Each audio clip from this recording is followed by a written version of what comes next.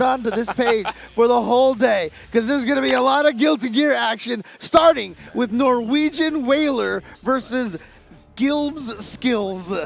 GilbsSkills out here. What is a Gilb? Do I actually, wait a minute, hold on. Do I want to ask that question? Yeah, I know, that one's kind of a dodgy. Wait a minute, I'll just leave it at that. The GilbsSkills it is. Looking like actually Whaler versus Skills, I think, is what we're gonna. Oh, we got a. I actually didn't get a chance to commentate any Potemkin matches yesterday, and I was with Proxy as well. Oh. So you know, we would have been happy there. Kara Popbuster, you gonna do it? No. Okay. No, not to rip the 5P from Anji. Will give a quick interrupt here. Oh, sends out the tweet, and unfortunately going to get duffed by it. And a 6P clash works out here for Gilbs. Yeah, I mean, of course, right now, Potemkin very much easily considered the top character in the game right now.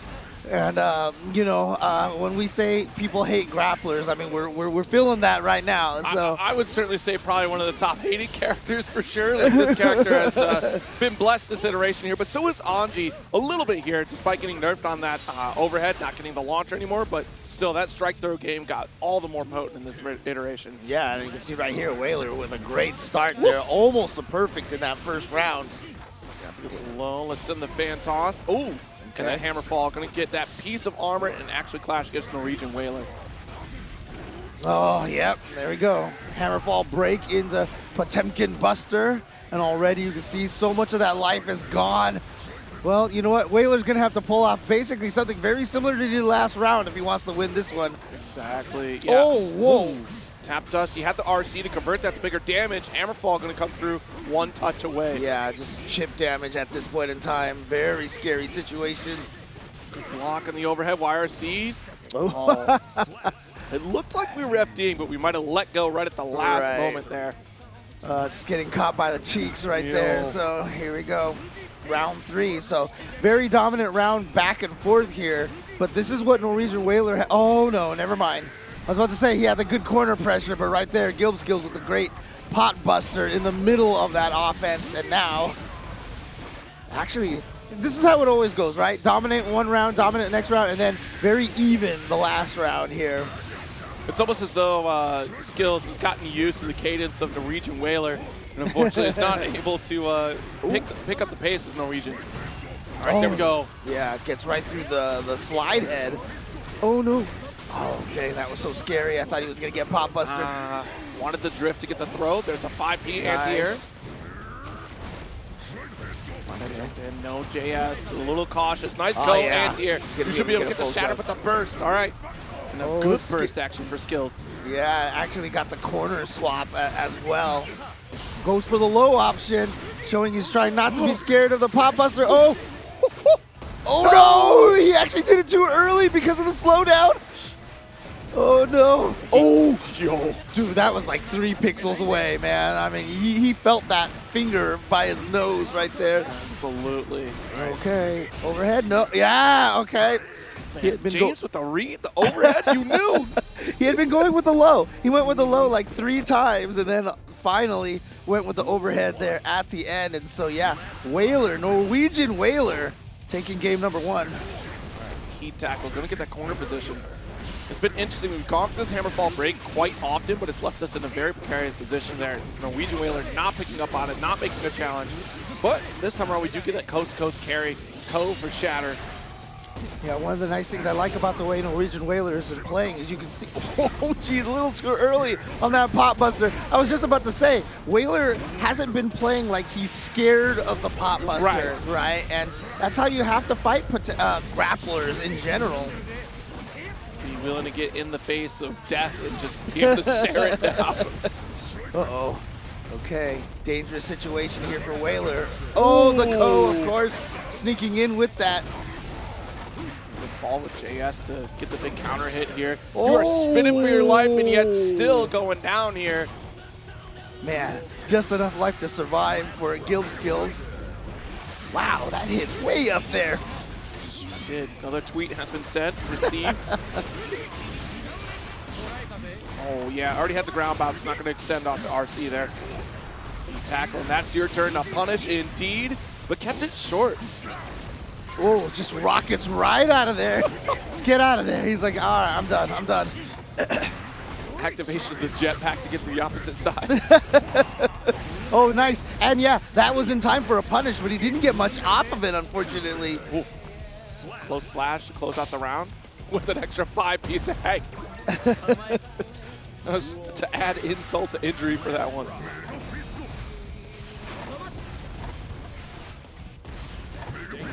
Right, towards the corner again, that offense. And you see how, you know, coming out with the 2P there, hasn't really countered with a pop buster. Right. And so, you know, NorwegianWhaler has been able just to kind of attack and block afterwards. Yeah, there's been no fear on those block strings, as you've been saying. Like, it's just, you keep pressuring, you keep playing your Anji game until GilbsSkills actually shows, like, the pop buster, you're going to be offense-oriented the entire set. It definitely feels like the 2P is kind of like a panic reaction button for him right now. You know, it's what he seems to. Oh, well, here we go. Finally, the pop buster. Not going to be quite enough to kill. Oh, nice. Gets the pushback right there. Oh, deflect shield. Oh, wow. Not this time. Remember, he got in at the end of the round before with that. This time, GilbsSkills looking like he was ready for it, and he does tie it up 1-1. Yeah, you can't be throwing out those codes for free and expect to not get punished for it over time here. And eventually Skills finding that mark. Oh, geez. 2H, but not going to get connected here. Maybe we thought a code was on the way. This heat tackle, quite the move. It's just the goofiest looking move, too, I swear. You gotta love it, though. Okay, here we go. Can we get the wall splat here? There it is. All the way through. Obviously, a hard knockdown. Yep, punished. There we go. Slash series here. Nice burst. Whoa, a hero burst here. Yeah, true. I put nice out there very nicely. That was... Yeah, so that was... Yeah, I feel like a little regret on the burst at that time, so... Jeez, dance through the Mega Fist? Okay. Still got to get some off of it, though. Like, you got that dance. There's no counter hit anti-air. No pressure. Just ended up getting pushed away. Nice. Yep, there we go. Getting the pressure here. Gonna RC to get that, finish this combo with the wall splat. And, you know, send him through the wall with a little umbrella there. Slash interrupt off the drift. Ooh, didn't cancel that, the 6K into anything there. Just got punished. Nice. Full screen Garuda. I don't know. This might be the early morning. We're waking up here trying to figure out how to play Guilty Gear. No warm-up set, like, because there's some stuff that's going on back and forth where I know he's divert some bigger damage here on the side of NorwegianWhaler, but also from GilbsSkills. We're not seeing the traditional play that we normally would see from Potemkin, right, in terms of trying to get that hammer fall break, quick pop buster, the PRC to pop buster. It's been very straightforward, like I'm going to get a counter poke, maybe a quick little anti-air, but beyond that, NorwegianWhaler's the one running the set here, and even then they're not converting big damage. Yeah, I mean, we haven't even really seen any Garuda pressure, right? And again, those 2Ps is basically, you see it right there, that trade was off of a 2P. Another tweet has been sent again. It's long thread, James. Oh, man. Oh, there we go. Okay, finally get a pop buster in there. Oh, the counter super, really? And still not enough to kill those back guts, man, but finally gets through there. That Fujin to wrap it up. And yeah, with 50% on the tension bar there, NorwegianWhaler took a big risk.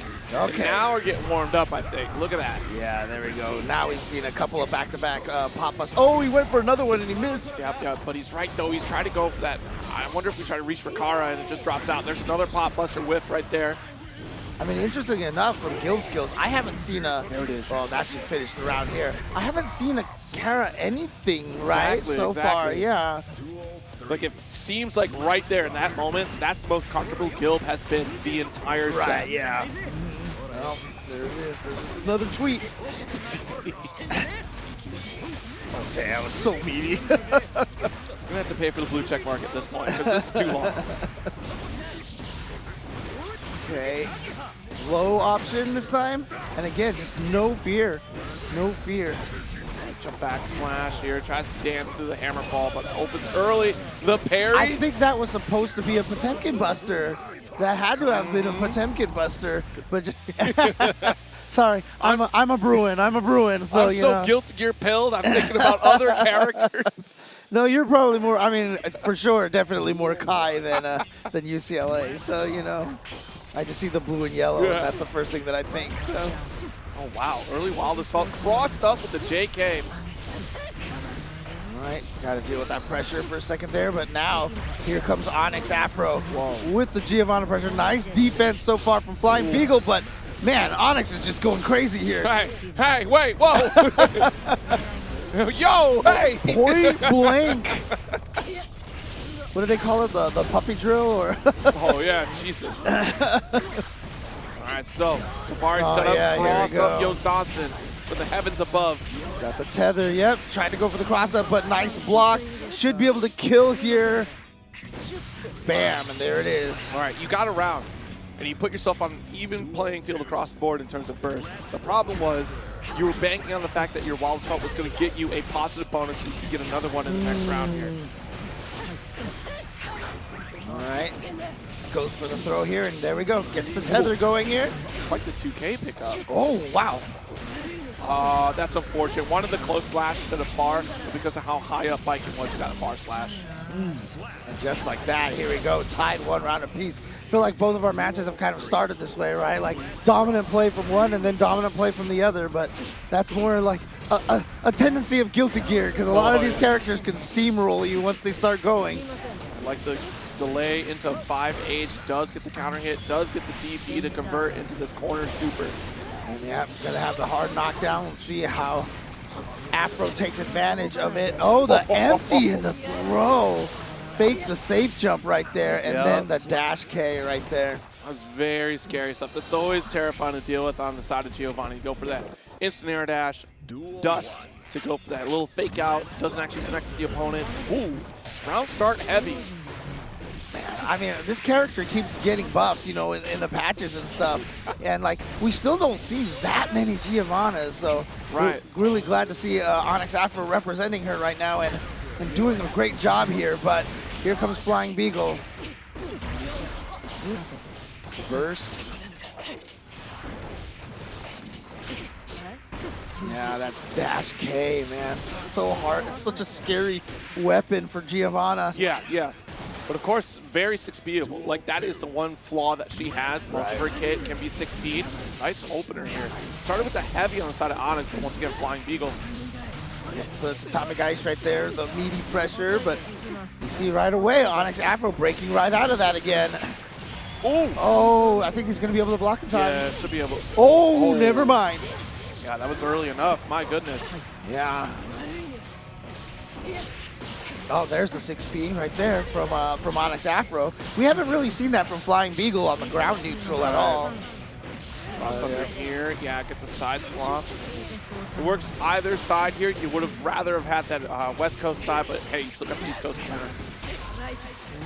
Okay, goes for the throw, and here we go. Oh, actually, doesn't even need anything right there. Was enough to kill with just this OTG slash. See, round start 6B. They're both a little leery of the high-profile round starts here. It's always one of the scariest things about Guilty Gear round start. Everybody can hit each other right away. Ooh.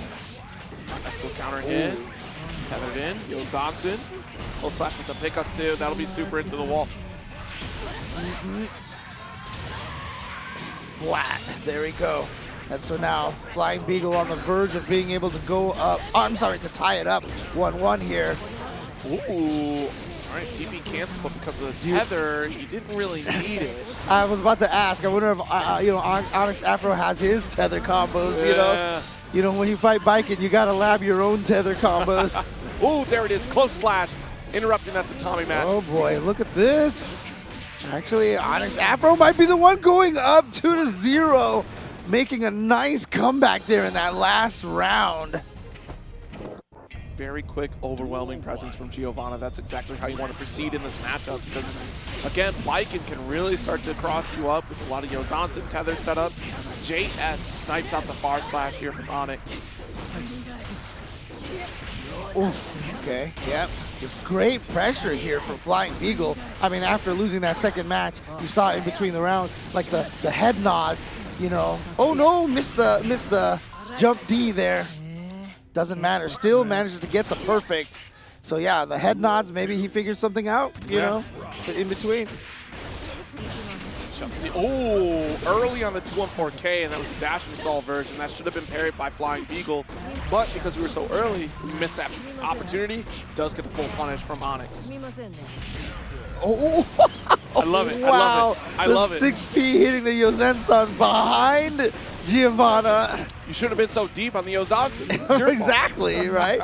Oh man, and now here we are, match point for Onyx Afro. 5K. Toss ups. Nope. Oh wow, just dash up close. 5S. Off the wall, dash into super. That is so much Wow. damage. Yes. Wow. Oh, this is a bad situation. Oh no. Well, never mind about that head nod right there. He got that one perfect. The opening round here might be the Johnny test. I believe there's still a button check before we get into it, but I don't see any stage hands out there, so they may be ready to go. Mankind knew that they cannot change. Johnny, obviously, another great example of a character who came out kind of underwhelming out the gate, and then now kind of returning a little bit more to Exerd form. Oh my goodness, James, don't take me back, please. Great game, but please. I mean, look, I was a Johnny player through all of XX, so, you know, I'll take him being super strong here. Yeah, I mean, quite the menace. I mean, B talked to the town lately, checking out the socials. But yeah, this character can be pretty oppressive, but so can Testament. And we'll see how this plays out because the changes for Stain State, extending the time that it lingers out there for Testament to interact with is such a boon for them. All right, but here we go. Here's that corner pressure here. Gonna go for the super. What's my name? Through the wall, and here we go. Gonna get the safe jump pressure here. And again, there's that card, the guard break. Geez, quick RC. Nothing to back it up, though. I mean, he's mostly just gone for the low mist finders. Haven't seen any of the jump cancel air mist finders yet. Right. But I feel like, you know, now that you've shown the lone one so much in the first round, it's time to start sneaking in the overhead. Good block in that Arbiter sign there, the high version. Little counter hit, yeah, the double overhead coming from Badoor. Okay, nice throw here. We're gonna get the wall splat, and we're gonna activate the super just to make sure that we get as much damage and Oki as possible post break. The Stain State still there. 2S, oh, that's a wide draw right there. We probably wanted Nsenga right after that dash up interaction, but unfortunately not gonna come out here. Badoor with a great interrupt. So 1 round apiece again. Every match we've started here so far has been 1 round apiece in game number 1. Nice. Oh, got the tap fast into the stain. So we're gonna get the burst out of Solstice. Wow. But yeah, countering in the middle of that offensive sequence right there. Jeez, another Grave Reaper. 6H just to get a little bit of corner position, and this is a beautiful spot B for Badoor. I don't think that's what he was trying to shoot. I don't think that's what he was actually trying to catch with the card, but it worked out. Oh my goodness. Yeah, I feel like you wanted the full screen snipe, but it works all the better if you want to teleport too. Oh, nice air throw. And that was enough to kill as well. Oh, Badoor there taking game number 1. Duel 1. Looks like a little bit of a look of concern on Solstice's face right there. Yeah. Nice 2K. Just checking him, make sure he doesn't get the free pressure. Has the card, yep, gonna be able to get the extension off of that. Nice little super damage here. Better, look at that damage. Wow. All right, but this is exactly how that first round went in the last game. Ooh, nice cross under, put you right back. That's the key factor right there. You had the card drawn, you had set it up. I'm not going to leave it well enough alone. I have to have this. It's a key point to get victory. We will get that. Nicely done. Yeah, definitely trying to tie this up 1-1 here. Don't want to go down 0-2. Puts that much more pressure on you. Oh, okay, nice whip punish. Absolutely. But of course, that's always what, you know, Johnny the range that he's always had, so. Oh, okay, actually landed that YRC. Thought Badoor was going to be able to block that. Ah, yeah, interrupting the forward momentum here. Being a little too aggressive is Solstice. And now here we go, you got to deal with this pressure staying state, giving him another free triad offense. Nice IB here. Oh, the side switch into the corner, yeah. You wouldn't think most people would be willing to side switch themselves into the corner like that. Jeez, and again, it's that extension from Stain State that allows for those interactions to happen for Testament, where they have that even more time than they used to before to really make that mix potential. Yeah, and Testament's like, oh yeah, you know, you talked about Johnny's range. I got some range here too, okay? We both got these big, long, giant, sharp weapons here. Oh geez, nice little backdash here to avoid the 2K. Gonna teleport out of trouble here. Yeah. Nice snipe. Gonna get the combo extension there, but that's gonna actually draw the burst out of Solstice. Nice block on that low Exabeast there. Oh. There we are. Low Arbiter sign to stop the approach from Johnny. Quick PRC. I wonder if we wanted a special out before we did that PRC. But either way, still maintaining that offense with the Wild Assault. Good YRC, the backdash from Badoor. We can close this out. One touch is all we need. Yeah, he just looked like Solstice was trying to go for some sort of shimmy right there, but not falling for it. And Badoor here up 2-0. So now Solstice, I mean, I don't know if we saw it on the stream there, but I definitely saw that uncomfortable smile on Solstice's face, you know. I mean, it was so clean, that little backdash from Badoor after getting the slowdown, because it definitely looked like Badoor was coming in for that throw, and Solstice rightfully tries to go for the tech, but unfortunately, that was not the target for Badoor. Overhead.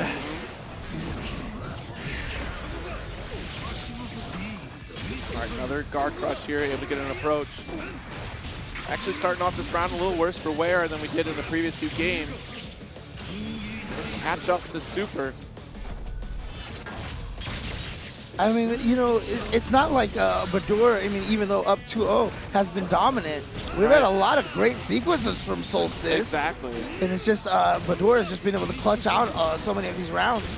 Oh, there we go. Wow. I think that's the first time we've seen the jump cancel on the overhead. Absolutely. Like, Solstice has been pretty straightforward on the offense, contesting low, not giving Badoor opportunity to put out low Grave Reaper. This time around, we do get that quick overhead. Right. Just a raw misfiner after the wall break. Oh, got him. Nice.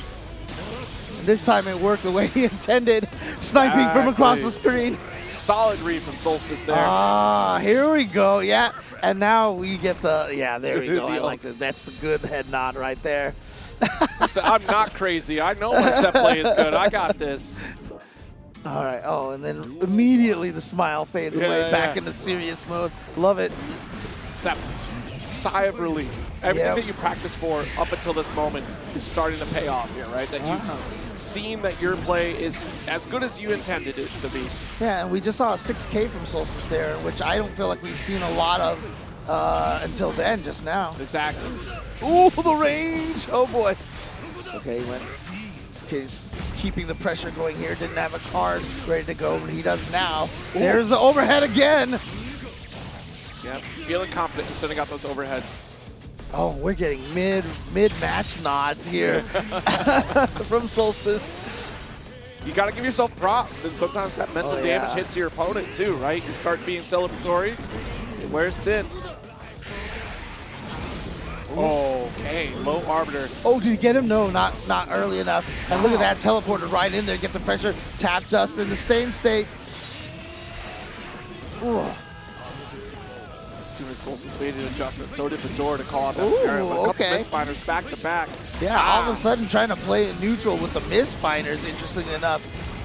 Okay, not going to be able to get the kill here. Couldn't get the combo off of that jump attack. He's blocking low here. Knows he's got that stain state, so he's trying to be very careful. Oh! I thought thought maybe a 6P or maybe an air throw attempt or something, but he just kind of walked into that, unfortunately. And here we go, match point for Badoor. Another misfiner here, trying to contest against some of these projectiles. Nice little dance there. Back dash, forward dash. He's gonna get the guard break there and goes for the throw. One of the first throws we've seen from him. And again, there we go, the overhead. Right in that super here, that positive bonus, extra damage, hard knockdown, you name it. It might even do your taxes for you before they're due later this April. Ooh. Oh, nice. Very good call out there on the guard cancel. Still removing that momentum to push you away by drifting forward. All right.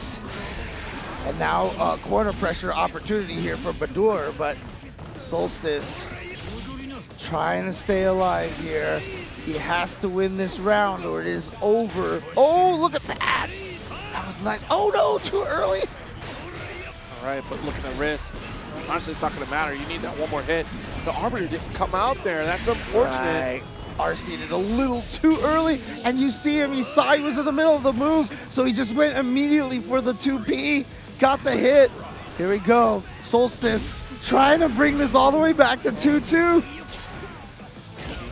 H, nice. Whoa, whoa, whoa. All right, we got to convert that combo here. Yeah. If you get a big counter hit like that, you got to convert the damage. More dancing you saw that time from Solstice. Love the movement that he's going for here. Gets the hard knockdown. The card is out, but he didn't get a chance to use it. Yeah, trying to go for Insenga right there, but got interrupted by JP coming from Badoor. Oh, whoa. It happened again. Whoa. It happened again. It happened again. This is a very unfortunate situation. Oh, nice BRC to keep himself safe and has the whip punish. All right, a couple close flashes there. Not able to open up a door, but we got that throw. Oh, not getting the misfiner here. We're already taking to the skies, but this one, we get the guard crush. Yeah, it's just, oh, here we go, guess time. He went low, but it's still guard breaking. Good chip, and then just sneaks in with the misfiner. And now Solstice has tied it up 2-2. And I like the adjustments we've been seeing from him. You see the more throws now coming into play. Those early morning jitters starting to shake off, right? Yeah, and you can see feeling pretty good about himself here with a great start here in game number 5. This is the final game of this set. Oh no. Oh, yep, here we go. Gonna get the full conversion off of that. Doesn't go for the wall break. No. Ooh. Maybe thought one more pickup there. Nice 6K. Goodness gracious. Nice lead for Solstice right now with 100 tension available. There's a lot of possibilities here. Man, I mean, I just saw Badoor teleport over. Where was the super? I mean, come on. And with PRC to boot. You're not doing that on reaction, Solstice? Is that what you're telling me? Oh, okay. Was that OTG? Oh, but kills anyway. Yeah. All right. First round up, Solstice. Wait a minute. Finding their groove. Okay, now suddenly Badoor is the one that needs to win this round here to be able to stay in there, at least bring in the final game, final round. He's looking great here so far. Uh-oh. But now in the corner here, yep. Yeah, you got to deal with all the pressure here. Yeah, always jumping forward, trying to get away from that card. Okay, there we go. Got the 2S. Oh, jump back with the misfire. Nice. Snipes out the approach. I like that RC to keep himself safe. Badoor trapped in the corner. How's he going to get out of this? Ah, the range of his own. Jump away here. And be careful because you put the succubus behind you. That's a teleport opportunity there. Oh! Look at the health that's left over from Solstice. This is huge. Hard knockdown. Man. Open season on the offensive pressure. The 2S. But the misfinder wasn't far enough. Couldn't quite reach.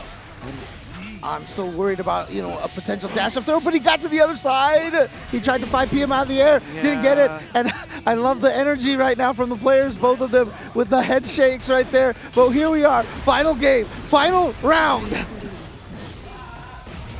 Quick wild assault there to strip a little bit of burst away from Solstice. So what's left available for you is just another one of your own, but I've not seen Solstice really implement wild assault in this set.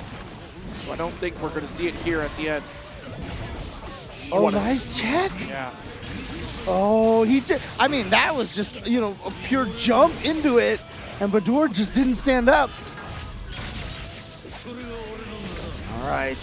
Great situation now for Solstice. How is he going to take advantage of this? Just goes for the standard. Safe jump setup here. Ooh, pushed away, and you almost got overextended for that one here, but you do have super. Into the shatter, you should be okay. Yeah, the 5P getting the anti-air conversion into this combo.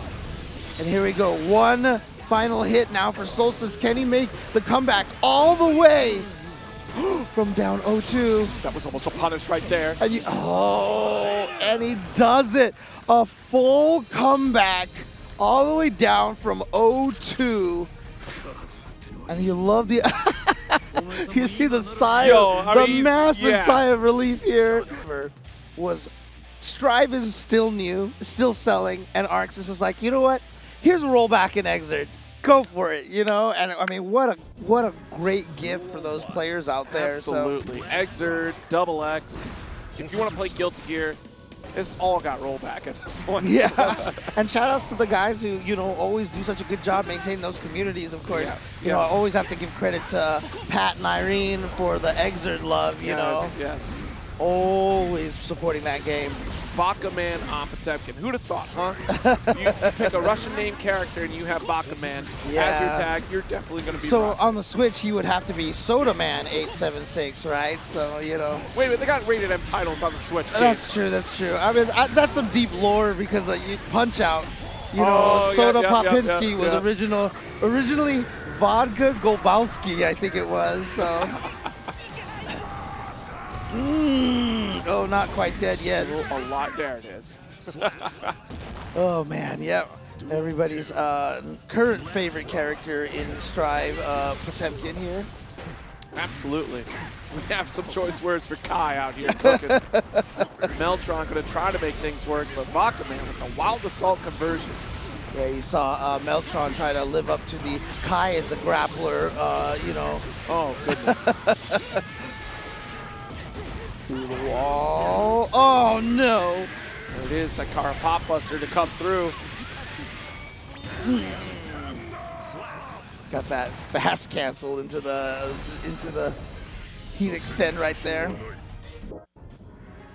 Very quick first game here for Vodka Man. Oh, nice flick. Wow, good reactions, good reactions. That's a fast fireball that Kai has. Oh no, didn't see the slide head. Full screen spacing here, and I feel like Meltron's trying to figure out, do I want to try to zone Vodka Man? Was that flick a fluke or like? Oh, look at this, backdashing a little bit, and then, yeah, finds the hit, gets the combo extension, should be able to finish it off with the 6H. And Vodka looking really strong here. Generally it is, James. Yeah. All right, nice JS. Already got that Fuji arc pressure. The moment that shock state ends here, we go right back to normal pressure to try to reapply it. Oh no, point blank slide head caught. Meaty 5K. And now we're gonna get the extension here. What's he gonna do? Oh, the side switch? Nice. Oh, I wanted to strip a little bit of that burst gauge. Of course, you're already in a combo, so it gives it right back. All right. And actually, great sequence there for Meltron. Catching up in life just like that, but a trade in the air-to-air. Wow, okay. Just checking that forward momentum, forward movement from Meltron. Got to deal with that shield. Win here, good block. Yo, Meltron sent it with the throw. Not quite enough to finish it, but you're going to keep Vodka Man and block stun here at the far side. Whiz, great backdash. Oh, now slide head gets in there. I will say that's one of the things that I feel like Meltron is not keeping an eye out for is the slide head a lot. Yeah. He's been caught by that a couple of times. Always got to be ready to at least just even backdash, you know, to get through there, especially with a dash macro button. A lot easier in this game to react to it. Uh-oh. Pop Buster coming into play now. Whoa, no. Okay, Yeah, you still have the yeah. ejector seat available, but my goodness, that's a strong resource to lose.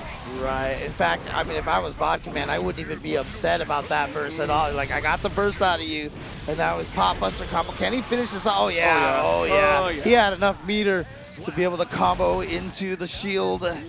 And now we are at match point for Vodka. Jesus. Round start, Kara Pop Buster. Yeah. Look, every Potemkin player out there just wants to land that all the And it's time. disgusting. It's awesome is what it is. Let's go. Oh, wait. No. Meltron's like, no. Shut up, James. Death to grapplers. Shock state locked in. What a challenge here from Vodka. With punish, but didn't get that combo quite way. He's got the faultless defense. Oh my god, it's so scary. It was checkmate. There's nothing you could do. Yeah, he was just walking at him. Yeah, He was just literally. Like, look, what are you going to do? What are you going to do? Looks like your funds are being overspent here. You know what they say? Literally, at one point in time, I was giving someone directions, and I was like, turn left, and I was my thumbing to the right, and he was just like, what the hell am I supposed to do? Poor James. They don't know the lore. They just didn't know. My mom's actually said that. She's like, if I'd known, I would have never done that. So, but I mean, look at this. We've got old school launch cast over here. Absolutely. Some of the newer resources on either side here. Like, I haven't seen a lot of the combo routing here coming from the 6K interactions from Axel. I haven't seen a lot of players really implement it, but I know that you can. Yeah, I've definitely seen some Axel players still, like feeling like he could have still gotten a little bit more love. Yeah. I'll jump back away. I mean, that Artemis is a nice touch for Millia. I know Millia players still want pin, and I constantly think, Daisuke, you did not get pin. But the compel change is pretty substantial. Not getting counter hit anymore to launch is kind of a big deal, but still is pretty potent mix play here from Millia players. Nice close slash after the cross under. Nice conversion. Gonna get the wall break over here. And now trying to get in there. RC air throw. Yep, that's what we got. And, oh, wake up super. And it's gonna connect and it's enough to kill. And now that I think about it, does that mean that Millia used to be a Pinterest user, but has now left the site? Yeah, after has left Pinterest. I think she tried to go to Tumblr, and unfortunately, we all know what happened to that. Oh, man. She's still tumbling, though. Yes, for sure. Oh, counter and into the red Roman cancel. Oh, see, hell, side swap slash. Oh, my goodness. Let's get the close slash. Nice conversion with 5K. I gotta tell you, when you commentate too many fighting games, it's confusing. I almost called it Red Focus because I just did Street Fighter 4 with Justin on TNS earlier this on the last weekend. James, supers in this game are overdrive, and Street Fighter 6 has overdrive moves. That's. I mean, I was like, there was like rage, art, like this. There was one point in time where there was like 4 different forms of supers that all sounded the same. I was. Oh. Leo gets me because Leo has turbulence, and so does Lancelot. Oh, right, yeah. They do completely different things. Oh, man. Both vertical moves, so maybe there's something to it. I don't know. That's why a lot of times you just hear me go, he just did the super. Oh, man. All right, out of the corner there, yep. Rose to the occasion right there. Oh, nice 2H tornado. Tornado. The tornado. Twister 2. Actually, streaming well out. Twisters. Yeah, I see him trying to bait out the burst a little bit earlier on that previous tornado that actually connected. Oh, man. Here we go, gets a throw, and now what's the pressure over here? Good defense so far, but caught low this time. And now you are in the blender. You are in the Millia blender. Gonna get out of that just a little bit thanks to the wall break. BRC right back in there. Oh, he was waiting for the double jump. Because, you want a double jump to get away from the throw, so you can see that, he's trying to bait that out, but instead just Kibotsu with the attack. The pressure coming in here does block the Artemis. second one here. Good. I mean, honestly, defense from Kibotsu is not lacking, that's for sure. Ooh, yep, there we go. Got in. Nice. Now Limland here. Okay. I'm trying to see Limland's flag. Where is that from? I'm not sure. Oh. I don't know. My geography knowledge is terrible. Look, Okay, I know so geography, but I don't know flags. Yeah, okay, that's fair, that's fair. Who was it that I Nice. was talking to was a big flag person? Was it a Lakey, I think was the flag guy that I remember talking to? Yeah. All right, here we go. RC to keep the pressure going here in the corner. Ooh, beautiful crossover, but not able to convert that we're looking for. This might be a round for Kibotsu, and it is 1-all. All right. I like the dance that, oh, we have buttons on the arm. Wait a minute now. What does that mean? Buttons. Oh yeah, I see it. I see it. Hit the buttons? tattoo. The Yeah, tattoo. yeah. You can practice your roll canceling, you know, on your own arm that way. So. Right. Oh wow. yeah. Got hit by the tornado. Just kind of fell right into it. Hoping to have gotten over it. Didn't quite make it over. JH, just put yourself right into it there. With throw, nice conversion for corner.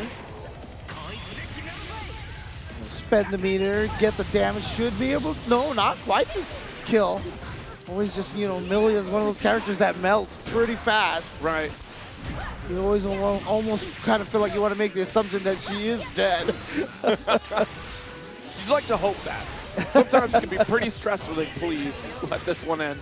With the way that Kibotsu is handling the set right now, ain't no sweat.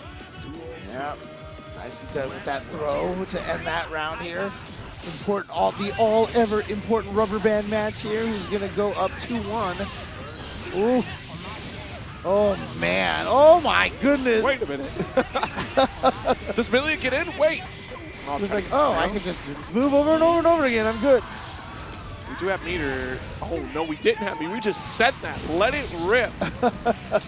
Yeah, counter hit right there. Didn't look like it had committed to a button just yet, but I guess definitely happened, and it was too late to do anything. What if we try to make that deep run into a throw attempt there? Back to character select, take a little breather. Oh, it was song. The song was the issue. Ah, yes. Okay, okay. And of course, he chose a Millia song, right? It looked No, it was like extras. It was Elfeld's song. Oh, okay, okay. Gotcha, gotcha. Thought he was going to give us a, you know, bless us with some Aisha there, so. Another tornado charge there. Able to get out with Compel. Jeez, great navigation here. Really trying to preemptively shut down some rounds here from Limland. Not going to work though. Kibotsu pushed away. Oh, yeah, hops right over there into an empty low. Nice block on the cross up. Oh, not. God, that mix-up is so crazy. But again, you know, what has it always been? The proverbial death by a thousand paper cuts, Millia style over here, you know. See, there's one mix-up, another mix-up, you know. Get opened up so many times here. All right, there's our tech. Back throw. All right, try to tie this up 2-2. Be good if we saw that here. Get a couple of final games back-to-back here. With so much on the line, I wouldn't be surprised if we start locking in. Oh, cross under the JH so we can get that close slash conversion. There we go. Get in there with that mix. And now you got to deal with this. Good blocks. Ooh. Got the Bad Moon. There's a Bad Moon on the rise here. We've got a perfect, and we have now brought it to the final game here. So this is it. It's a 1-out-of-1 match now. All right, already get that full screen presence with the Rents and JS really trying to snipe these routes, but JH gets in for Limland. So get back to full screen. Got to do it all over again. Oh man, I actually thought that was a hit for Axel right there, like from the 6B, but no. Limland getting in there. Beautiful conversion off the Compel there to bring it falling down. Did not expect the overhead right there. And yeah, just get dragged in there, jump over for the side swap, but just like that, Limland right back out of the corner. Ooh, missed it. Missed the juggle right there. Oh, I saw the head shake. The head shake from Kibotsu. Frustrated with himself, and now Limland at match point. Just 2K2D with the disc. It's not going to be quite the crazy comeback like Solstice Oh had, you know, but I mean, he was down 2-1. It was, you know, Kibotsu's game to win to send it to the next round. 2K2D there, full screen approach. Limland tries to find the crossover with block, help, block. but a beautiful backdash there. Just get the counter hit open. 50% just stripped away from Millia. Exo-Bomba! Ooh, oh, yeah, that was the button he won. I think it was with game 1, right? So, oh yeah, there's another tornado. Got to deal with that. Oh, already had a close slash. Mad active. Kibotsu takes the round. It's the final round here. Look, in terms of resources, Limland's looking great. Kibotsu can snipe things out full screen, but hasn't quite been working at predicting where Limland's going to go. And you know, he's still holding on to that burst over there. But look at that wrist gauge. Look at the wrist gauge. Oh boy, yeah, that's why you see him just like, you know what, I'm over here, I'm chilling. I'll take the negative penalty too if it means I stay alive. Right, exactly.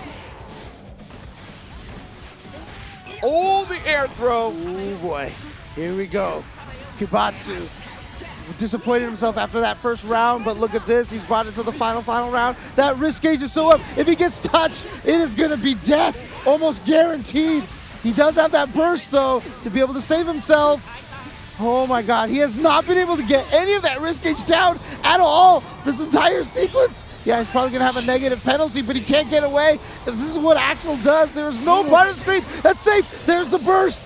And that removes all that wrist gauge, but it's not going to matter. That next combo sequence will mean victory here for Kibotsu, who is being relentless on offense to put it right back on the board. Oh my God, the gauge is still up there. The 6B is not.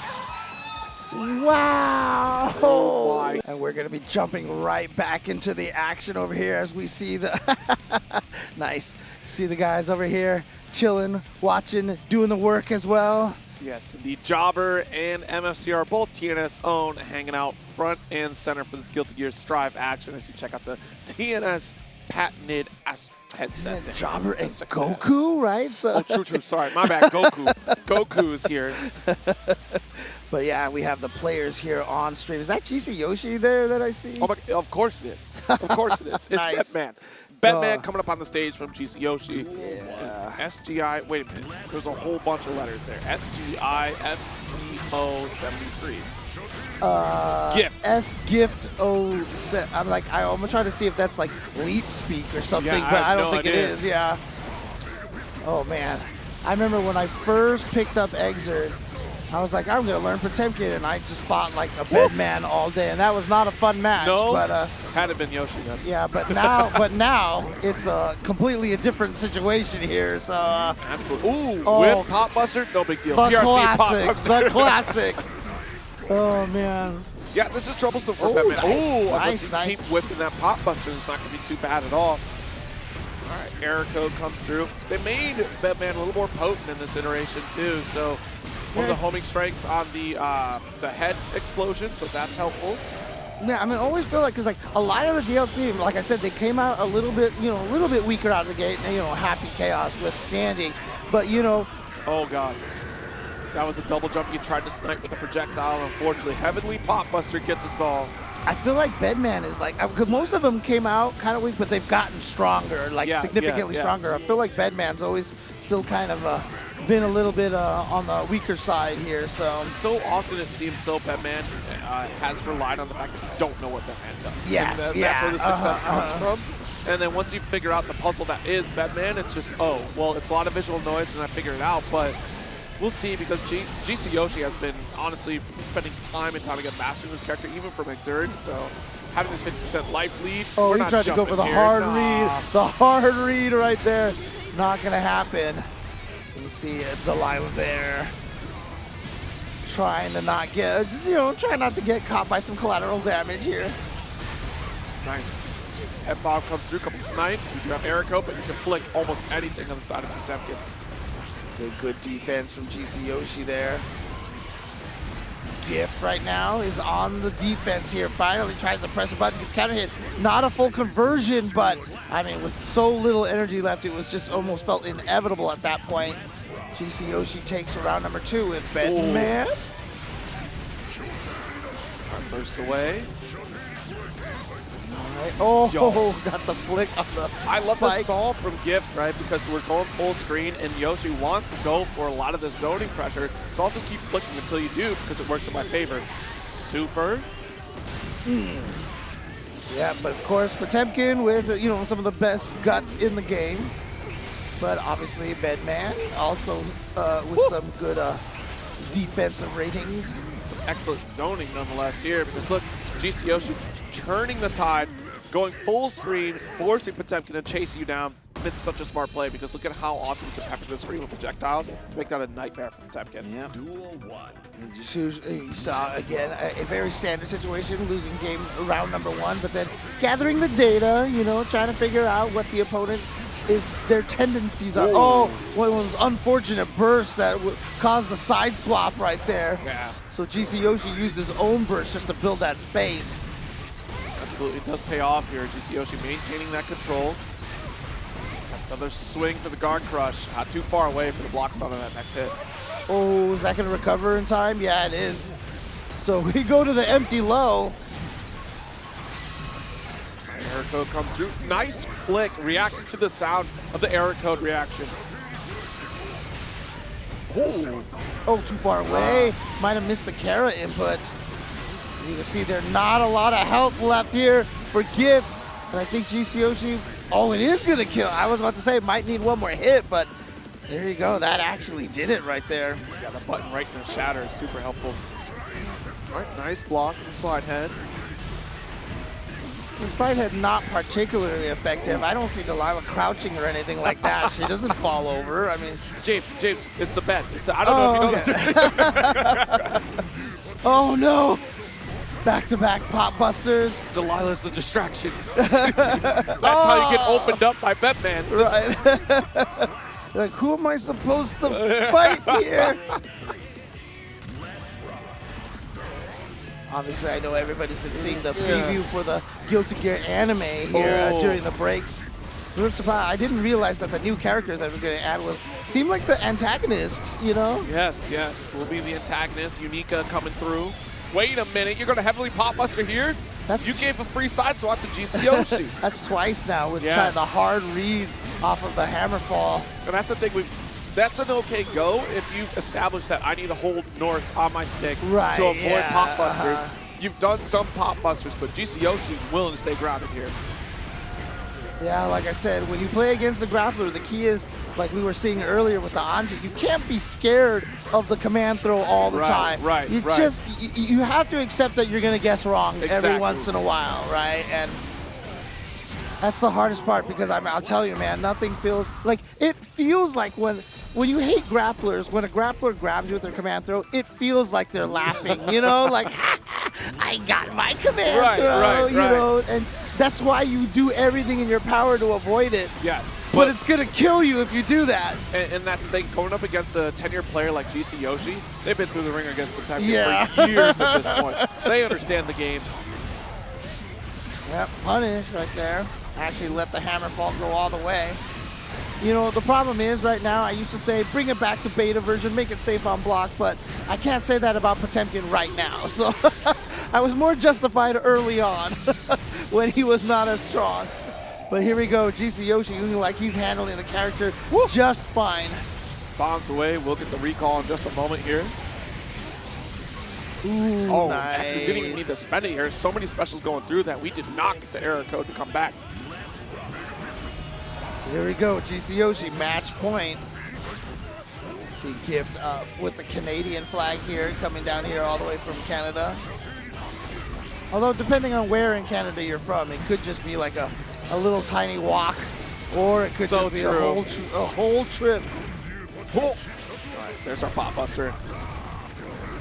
Garuda, and this is the tough spot to be since Yoshi has no resources to push back out. Oh, it's so scary, yeah. And see, again, same thing we've seen already. GC Yoshi was willing to just stay here and was like, you know what, if you pop buster me, good on you, you know, and didn't play any sort of panic. And you saw the buffer from Gift, right? You already saw that we have 50% meter, so that means heavily pop busters on the table. The buffer was there, and they made a quick audible to call, hey, you're not moving? Great, just regular pop buster. Yeah, and right there we also saw a great turnaround 6P to keep GC Yoshi from getting out of the corner. And there we go, the flick into the flames. But see, GC Yoshi, again, still not, oh, maybe that time he actually tried to hold up. Right. Might have got hit.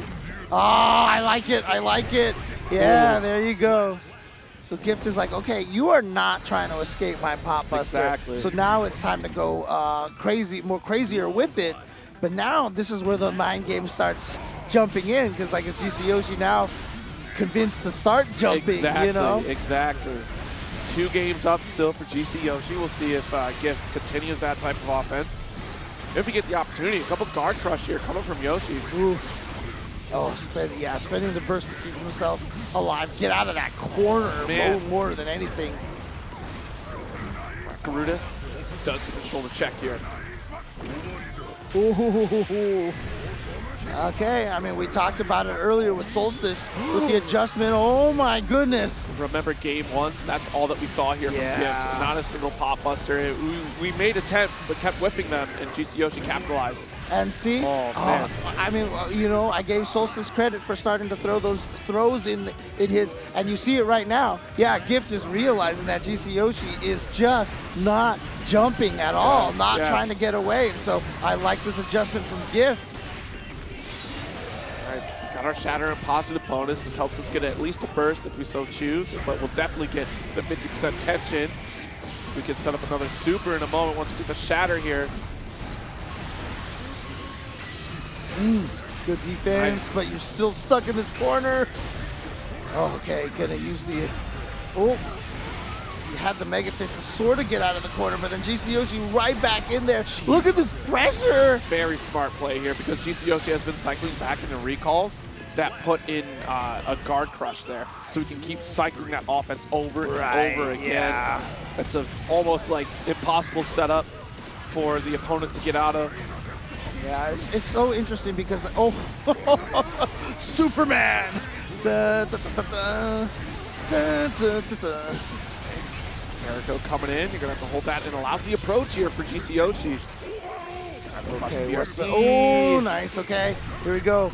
So much damage here. Another pop buster will do it, but instead the counter hit is gonna connect here. And is he gonna bring it to a 2-2? He is. All right. Things are going south, and yeah, you keep calling it out. The fact that we're now implementing way more pop buster than we have the entire game. Yep. You might start thinking about holding north. And we're not even going for zoning anymore either, because now it's getting flicked so often by Gift. Yeah, that's true, that's true. And we saw that one sequence that GC Yoshi had in the corner, which was great. Yes. Oh, there we go. Supermaning his way in there. Oh, nice. Got the backdash here, but after the second one, I don't got the reactions for that, so goes for burst. Just go for the burst. That'll solve everything except for blocking. But now you're in this scary situation. Yeah. More pop busters. Okay, wait a minute. Did that connect? Did that get it? Oh, it got erased. It got erased by the Garuda. The Garuda erased it. No, James, no. I need to make a phone call. I don't like that.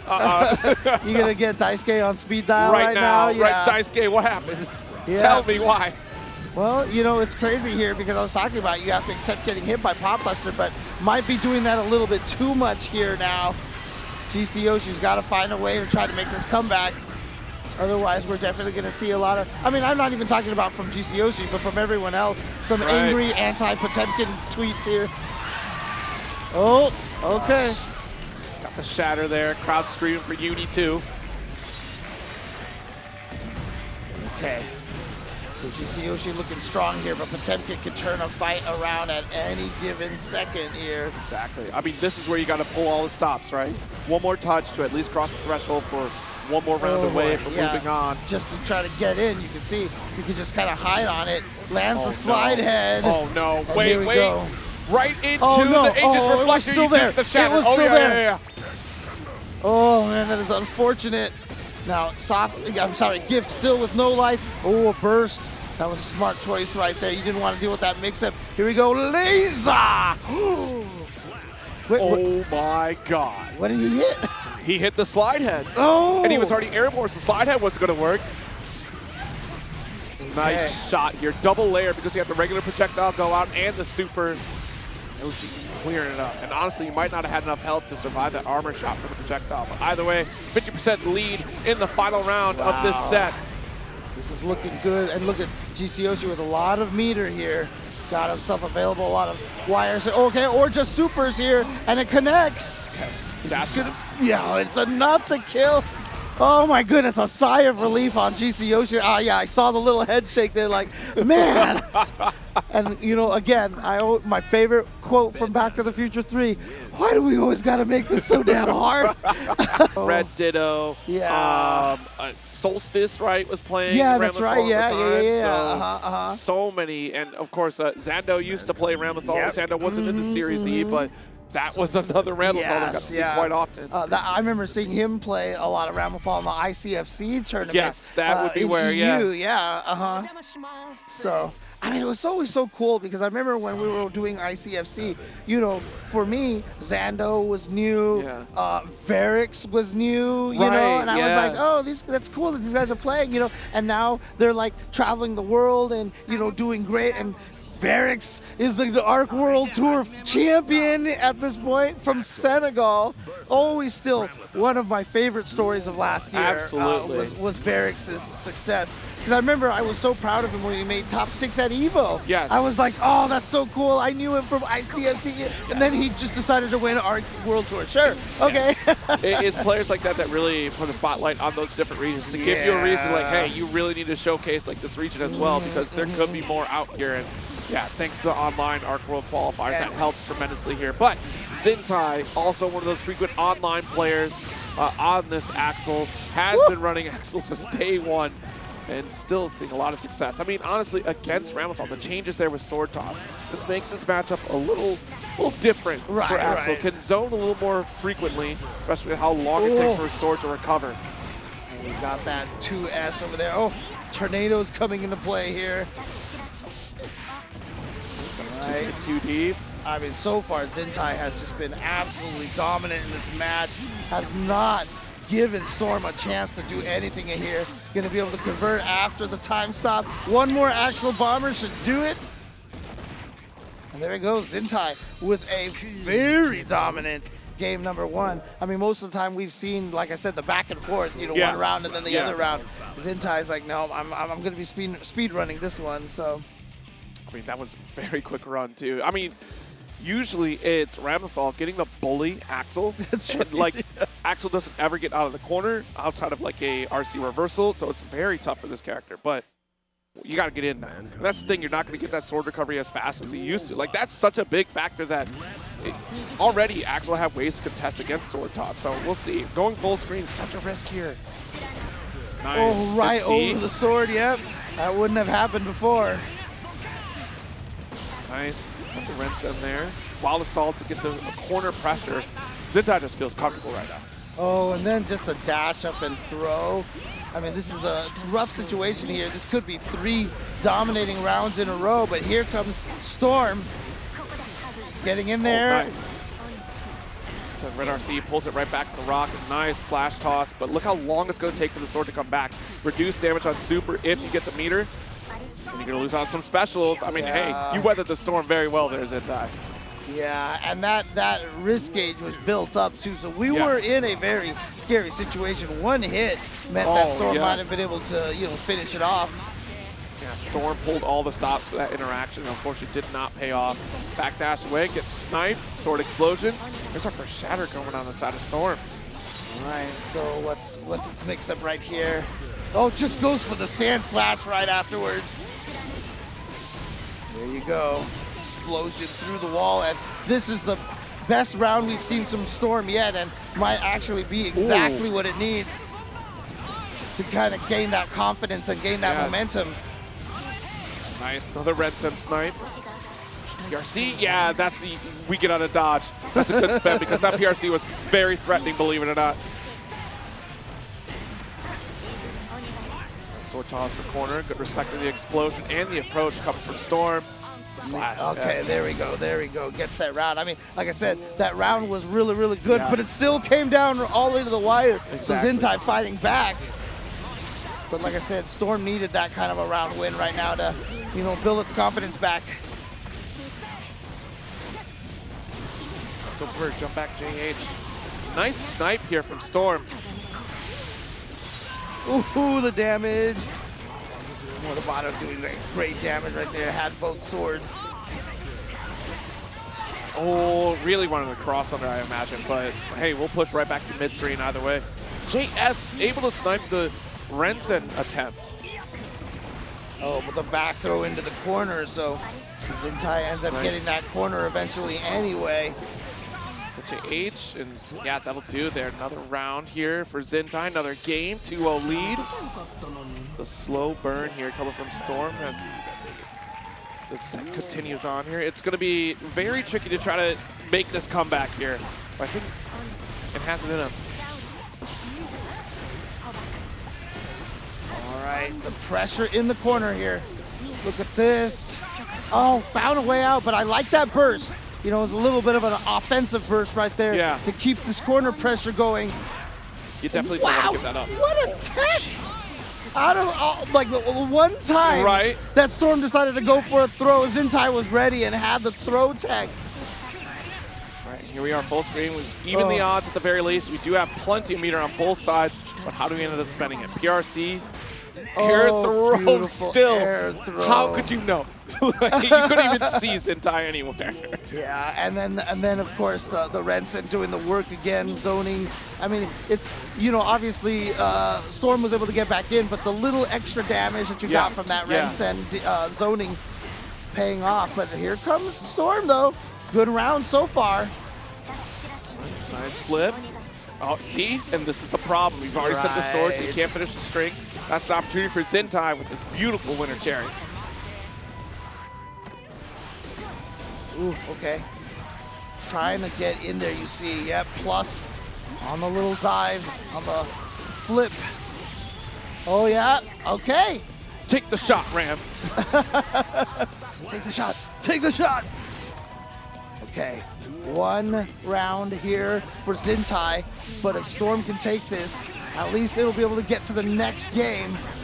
Okay, there we go, got through, but just was too far away to convert off of that far slash into anything significant here, and now Zintai with a huge lead. And the counter hit, that'll probably spell the end right here, and sure enough, it does. Zintai advances forward, and Storm will be moving to the losers bracket. Great control from Zintai throughout the set, but you can also see those small flaws coming from Ramlethal, where color, you know, variety. Right.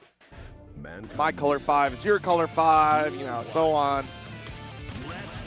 If I remember correctly, I'm a color 6 guy the whole way, blue if I'm not mistaken. I'm color 11, default color soul. Right, got back going with some Bridget pressure here in the corner. Ooh, nice, got right over the back end, and then of course the trumpet, you know. Got the additional support here as we apply risk gauge to CPU.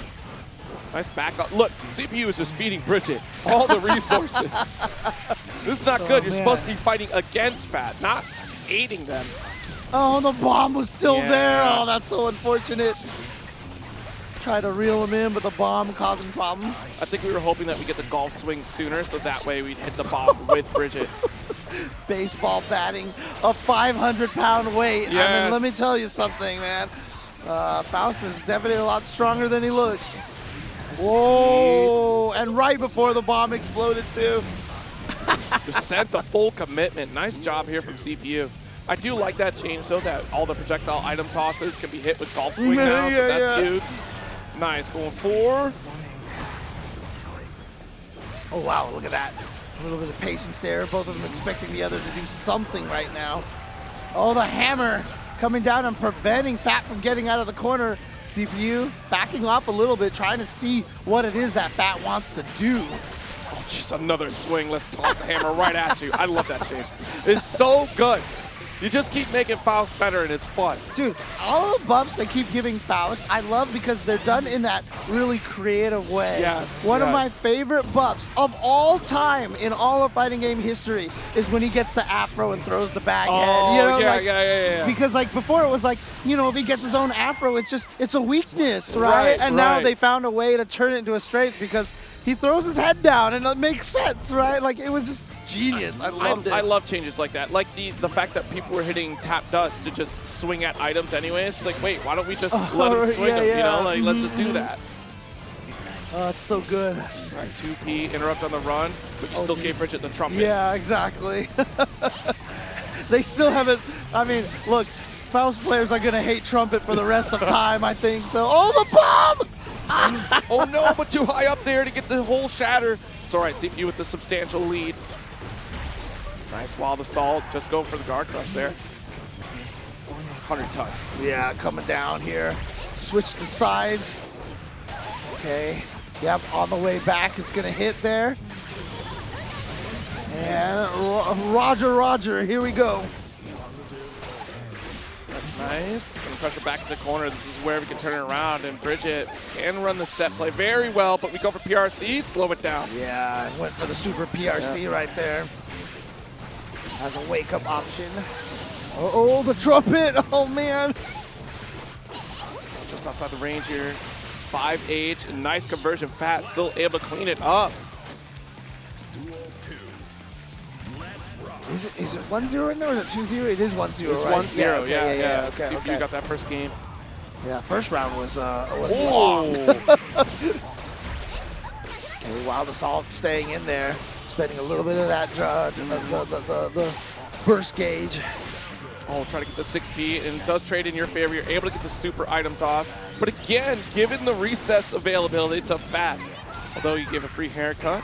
Oh yeah, there you go. Got to watch out for instant overhead. So yeah, you go for the, you know, you're worried about the high-low, so you go for the command throw instead, or the unblockable, as it were. How many meteors are we gonna get? And goes for Scarecrow to dodge the super. That was so Insane. funky looking. Insane. I was like, where are you going, Roger? I keep joking that CPU plays on like a generation above what we're currently at. We're on 14th gen. CPU plays on the 17th gen I series. Like, that's all there is to it. Oh no, banana. Oh, there's a bomb there. Yeah, teleport to go away. That was beautiful. CPU's done that a couple times. One, to avoid the 100 tons that are dropping down, and also to avoid those precarious situations like the super from Bridget. Tap dust with no conversion to spend on the meter. And now this corner pressure, gotta find a way to get out, but just gets counter my hit. goodness. Ouch! And there we go, CPU going up 2-0. Okay.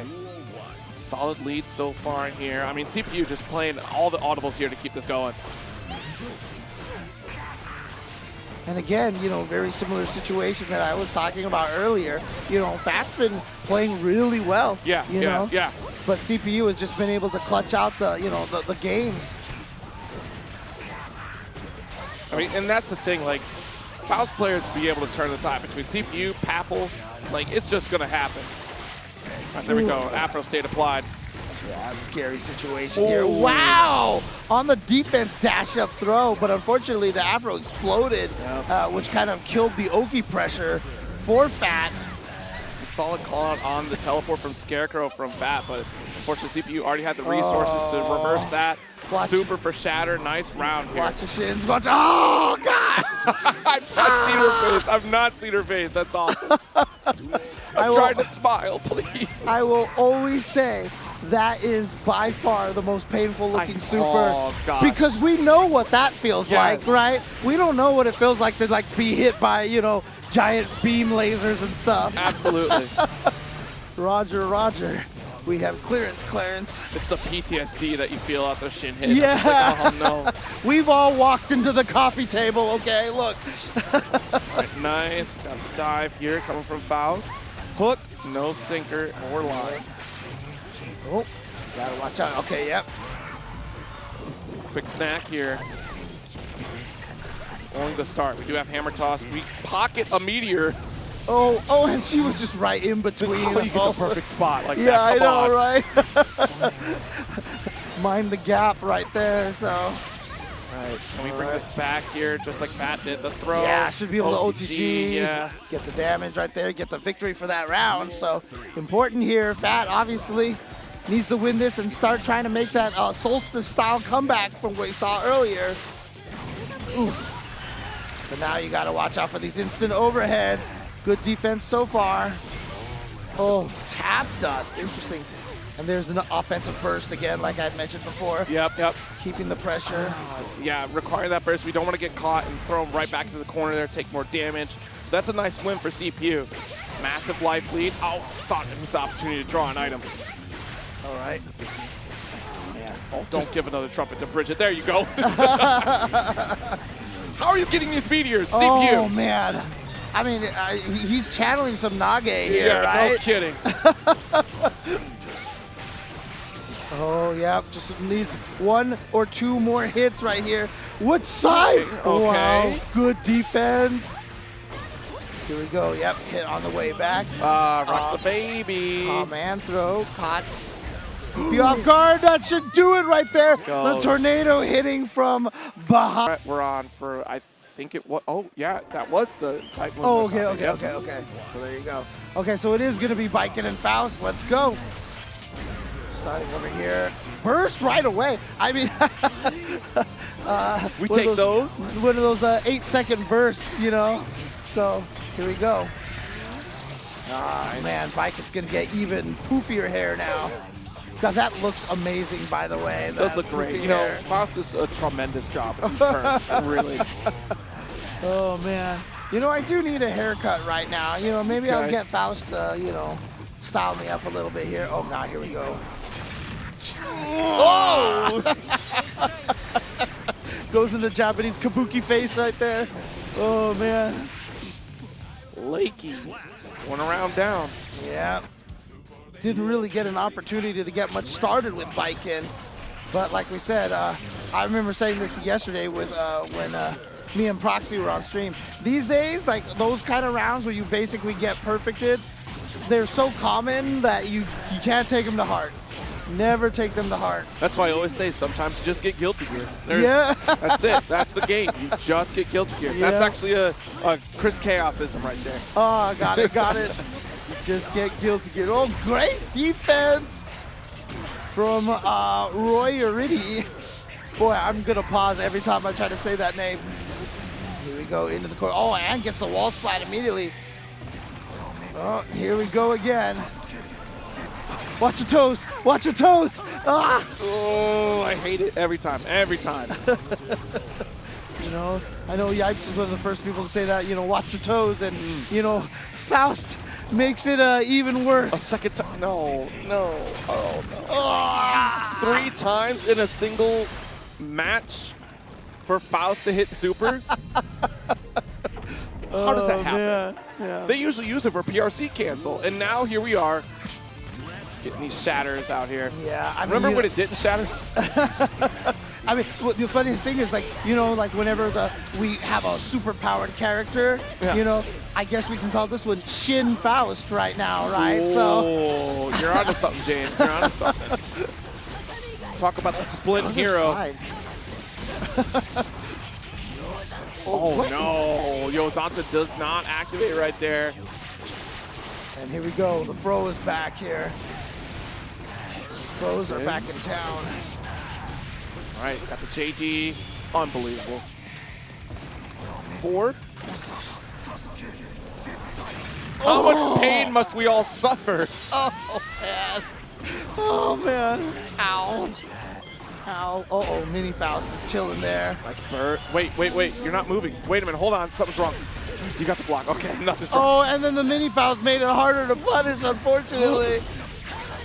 I wonder if that's what we were banking on. Mini Faust just cleaning up the Right. job. I mean, again, like, you could say that's unfortunate, you know, for Roiyariti, but the thing about it, that's Faust life, right? Like, that's how it's always kind of been. And that's what makes you one of the best Faust players, is when you can adjust to all the weird stuff that happens, right? stems, the breaks, the JD stops you before you can toss the afro. I always remembered, I think it was in Exerd, you know, there was like streams of Nage, just like setting exactly what he would throw and just practicing every combination and finding ways to take advantage of it. And it was crazy. That's the way to do it. Honestly, thank you so much for adding things like that to training mode for very specific scenarios on random characters like that. Nice, Kabari to finish the round here. All right, coming right back in here. It is 1-1 now. Okay. Ball assaulting carry, but the mix is not going to connect, and that's tough because that can be very harmful for Faust. Ooh, priority! Back in the day for fighting games, that's what we just called priority, you know? Oh, that move has good priority. I got the priority here. Yeah. These days, do you see the little trumpet guys It coming out there? They were about to say, wait. I need the hard knockdown. That's 5 hits. Oh, man. How many shins have we smashed here today? This is not helping a shin splint problem at all. Like, oh, no. Didn't quite time that properly. I think she was still in block stun. gosh, I got to work on shins, James. I can't. Oh, man. You know, I'm a person who suffers from restless leg, and it's going to happen for me all day today because I'm going to be keep thinking about Faust and Roiyariti, seeming like he's like trying to spite us right now and land as many of the supers as he possibly can. Just awful. All right, nice JS. The bomb there. Oh, God. Oh, man. Obviously, Roiyariti thinks it's leg day today, right? So, you know. Ooh, oh, nice. It is. Okay, Finally okay. seeing the change for Baiken here. Defensive yeah, parry. there we go. Oh, God. Every time I see pseudo bomb loops, I get really happy. I used to practice those bomb loops all the time. You know, we talked about this coming out on Switch. One of the XX games was on PSP. That's right. And I just practiced Baiken bomb, you know, the dragon loops. Yeah. Like 4 hours, man.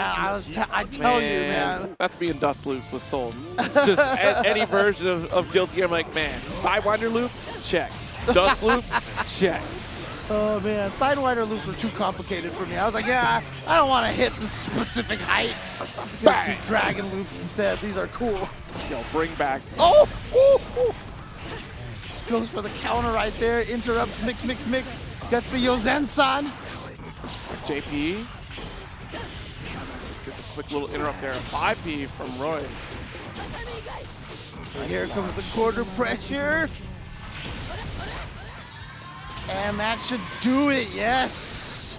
So, I mean, Roiyariti started really strong. Yeah. I mean, just kind of based off of feel, looking at the score, I thought it would be the opposite direction. I thought it would be 1-2 at this point, especially because we've seen so many shins shattered here in this match. But, I mean, Lakey is getting a great read on the pace, the timing, a lot of parries, a lot of anticipations here. You're really starting to see those parries come to the forefront right now, right? Just that sequencing works out very well. Tried to 6P the hook, expecting it, but Roy not putting it out there. Lakey with the nice counter hit. Does get that throw for corner, and with this tether, there's no escape. Oh, good block on the Yozen-san. However, I think it was because Roiyariti was trying something, and all right, here we go again. Number 6. You literally don't have legs anymore. I couldn't look, James. I couldn't watch. You just don't have legs anymore. Oh, man. Yeah, I know, right? I'm surprised Baiken can even move at this point. This is all right. Enough. I think he can get another one. No. Oh, no. That could be the biggest mistake. God. No. That's so unfortunate. Oh, that's so unfortunate, but there it is. I mean, he tried to get another one. He tried to get lucky number 7, but couldn't get it. That Clover, I mean, just at least 4 days of action, but here in Guilty Gear Strive, now is going to be these guys' chance if they want to make it later in the day. We got Stink versus Ziah.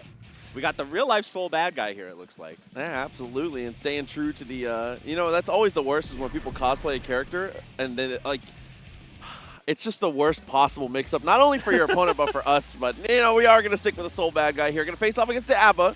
We'll see how the matchup goes. Leading off a little early morning action here. Two characters you don't want to run into if you're not, if you're not feeling it. These are, you know, I say this about every character in Strive, really, but these are two characters that can pretty much blow you up. Like, Oh yeah. This is a very violent game. One touch and all of a sudden you can be pretty much dead. So, yeah, immediate burst there. Came through, gets that first early poke. I love the far slash though. Early contests, that's what you have to do as Mr. Bad Guy. You gotta establish yourself. Yeah, and there's that big air-to-air counter hit with the jump D. Now you got the corner positioning. Okay, a little bit of a barre there, mash out with the 2K. And now we're gonna go a little bit wild here. Jealous Rage, let's go. Yeah, no meter to be able to spend with it here, but it's not going to matter with staggers like that. Looking good on the high-low game, and is able to get the connection again. Man, listen, I gotta say, as long as I'm not the one fighting it, yes, this character is so hype. I love watching A.B.A go in as long as I'm not having to actually sit there and block it. Oh, absolutely. The high-lows, the pressure this character puts on you, the two sides of the coin are so difficult to deal with here. And now you can see Ziah switching it up with a bit of a mid-throw stagger game, catching the counter hit, and we're gonna break the wall, hold this mix on the hard knockdown. Yeah, positive bonus with oh my! Yeah, that's cheap, and now this is a safe super. Oh, no. Oh, see, and that super was exactly what I was going to get into, too. With positive bonus ticking up, you didn't even necessarily have to push the envelope if you didn't want to. Just knowing that when that super does come up, you are going to get your free look. Yeah, I mean, managing all the different resources in this game is important, especially with a character like A.B.A who has like an extra resource. So I like using it there to get the positive bonus and the momentum up here into round 2 immediately. Down hit on the far slash. There's a really well-informed mashing 2P as well on the transformation, but it's not going to matter here with the empty cleanup. Yeah, Ziah is finding really good defensive button opportunities here to get out of the soul pressure. Really showing some awareness of the usual tactics these soul players like to go for. Oh, anti-air looking clean. Running a little low on the jealous gauge here, but it's going to spend the 50 bar. RC into overhead, yeah. That's tough, that's tough. Yeah, not much to be done in moments like that, unfortunately. A pure guess on your side, and another execution error there. Maybe looking for a revolver, but getting the wild throw. This can be sometimes the downside of, you know, being one of the first people to play here at noon in the afternoon. This is your first match of Strive in tournament. You got to shake the rust off a little bit. Absolutely. Like I said, too, having characters like this that pressure you in this way, it's so difficult here. But a great whiff punish. Footsies. Let's go. I don't think we're going to be able to get too much here. Just going to go into the wall break. Yeah, transforming on the wall break, too, super important. Controlling the pace of the match. Doesn't get the full connection, but still. Oh, yeah, caught low this time. Definitely Stink trying to press some defensive buttons of their own, but just getting called out here with the stagger pressure. Yeah, doing a great job of baiting things out at a range. Honestly and truly, I think that's one of the nicest things about Jealous Rage is that you can go super aggressive and go for that crazy high-low game. But also, I mean, just your normals and your dash speed make it you a whiff-punching monster. Yeah, absolutely. I mean, such a mobile character. You have that huge downside of when she's outside of range. Life can be a little bit difficult, but okay, we got the fully charged dust. Oh, a little bit of drop though. Still big damage. Oh, didn't set up for the positive points either. Unfortunately, there is able to get the block, and now transformation is upon us. Yeah, YOLO Vortex not working out. There's the overhead. Into a wall break here. Not gonna have meter, but gonna get that positive bonus. Oh, and again, that in and out play style, a little bit of boxer action there, is able to space out so correctly to get the whiff punish. Great use of mobility here from Ziah. Stink, this is your last chance. You got to channel the cosplay. Become Soul Bad Guy. Okay. Okay. One hit revolver into the throw, definitely like that. Wow, mashing on minus frames there. Sometimes you got to be aggressive. Take that turn back when you have the opportunity. Let's go into some rage. Wow, throwing out of the corner. Yeah, extremely smart, being able to extend your turn. Nice block on this one, but unfortunately the first is baited. You know, 2 overheads, no good. Let's go for a third one, and that's going to be it. Oh, what a nightmare of a situation to have to deal with there. Unfortunately, Soul Bad Guy going to be headed down to the losers bracket there. But it's good to see A.B.A. Honestly, of my my commentary I've done so far, my first time really getting to see the character this weekend here. building up that blood gauge in exchange for just ridiculous pressure and mix. Versus Soul Badguy. You know, I was going to ask, like, is Scarah, it's like maybe a little bit of a Soul Badguy cosplay, just wearing red leather at least. Looks cool. Dripped out. Definitely respected. That's the policy for today's morning pools. Souls only. Yeah, exactly. First player side has a, you know, we have a type. It's good. So we'll have to see. Yeah, in this matchup, you know, Nago, Soul has really amazing neutral, like mid-screen tools like Far Slash and stuff, but yeah. you know, Nago as well got like the 2S, and then once that blood gauge starts ticking up, Nago can become a really amazing sort of normal zoning character as well, in addition to his rushdown. And there, yeah, the 5S. I really like that too. It's a good read on the tempo there. So we're able to go straight into the Shizu afterwards. Love the idea with the fake overhead. Yep. 6S into that, yeah, that 2-hit DP with the second hit being overhead. You can definitely catch people sleeping on that. Building up a huge amount of blood, though. Spud gonna have to be a little bit careful. Oh, love the wild assault. And a little shimmy backwards. Okay, dust the shoulders off. That's good. Yes, and this is one of Soul's big strengths here, getting that big corner carry, big damage, and that's all it took for round 1. Oh, dude, the 6H whiff punish just too crucial in that moment. And starting aggressive again at the round start there, 2S this time. Yeah, Spud definitely, it seems, not afraid to build up a huge amount of blood early in the round. It's kind of happened both times here. Now Scarah gets to take advantage, knowing that Spud needs to be a little bit careful here. Yeah, this is going to be big damage. The clean hit TP, oh my god. Definitely love the routing there. Tyrant Rave as well, great damage, taking it down to just one more guess. Oh, and yeah, it looks like maybe a throw tech there. Or some kind of defensive press. Scarah, she called it out. Yeah, that's a good call out there too, being able to, you know, it's good habits too. Your opponent didn't have burst, but you know in that moment you can just wait an OTG with the 6H, so you know, instilling good habits.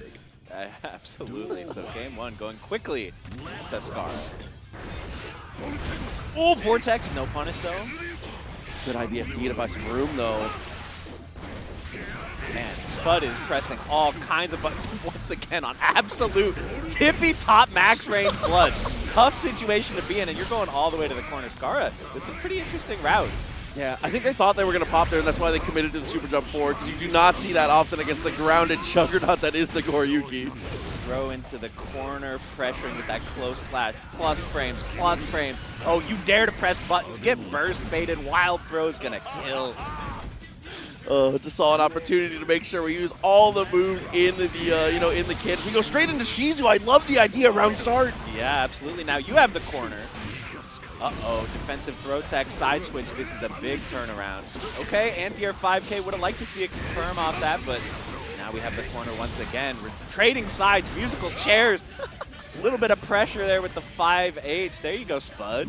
Yeah, 2S and 5H, so good at that mid-range. That 1 to 2 character lengths, it's so strong when your blood is higher. Oh my God. I'm kind of getting scared. Spud, you're building up a lot of blood, man. Be careful. I'm getting a little worried. Okay, but yeah, now we have those juiced up normals when we're in that third segment. You know, you got to take advantage of it where you can. Yeah, and 5K, such a good move. It's definitely survived a lot of patches. It feels a lot more normal now, but there was an era. Yeah. And we're in with, jab. Oh, let's see the classic Guilty Gear combo with the quad JPs, but gets the hit immediately with the clean hit DP. I mean, whom's among us hasn't been there, right? Like, I was like, yo, good defense by Spud, blocking out the medium punches, but no, then we'll just do another frame trap. No way someone's blocking 2 frame traps in a row. That's crazy. Nah, stuck in the corner like that, especially when Wake Up Throw has worked for you already once, so you know it's on your mind. Yeah, Scarah really smart. Okay, step back, gets pushed out again with the FD, but it doesn't matter here at this range. Nearly full screen, still a threat with a 2S. Yeah, that's definitely a good kind of mid-screen space control tool to go for when you expect something like Vortex, something like 6H. That 2S is a really good one to throw out, and there we go, nice spacing. No, definitely agreed. One of the premier stop signs in this kit for sure.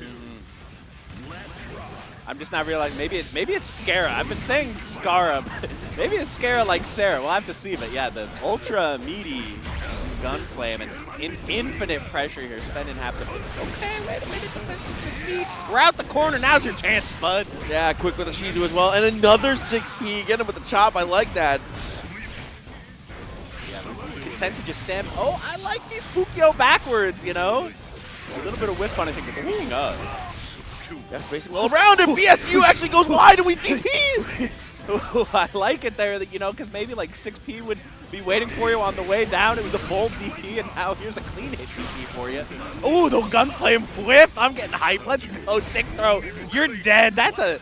Oh, no, not a 3-0. Not a 3-0. I'm sorry. Spud won round 1. I'm getting ahead of myself here. Match point for Scarah.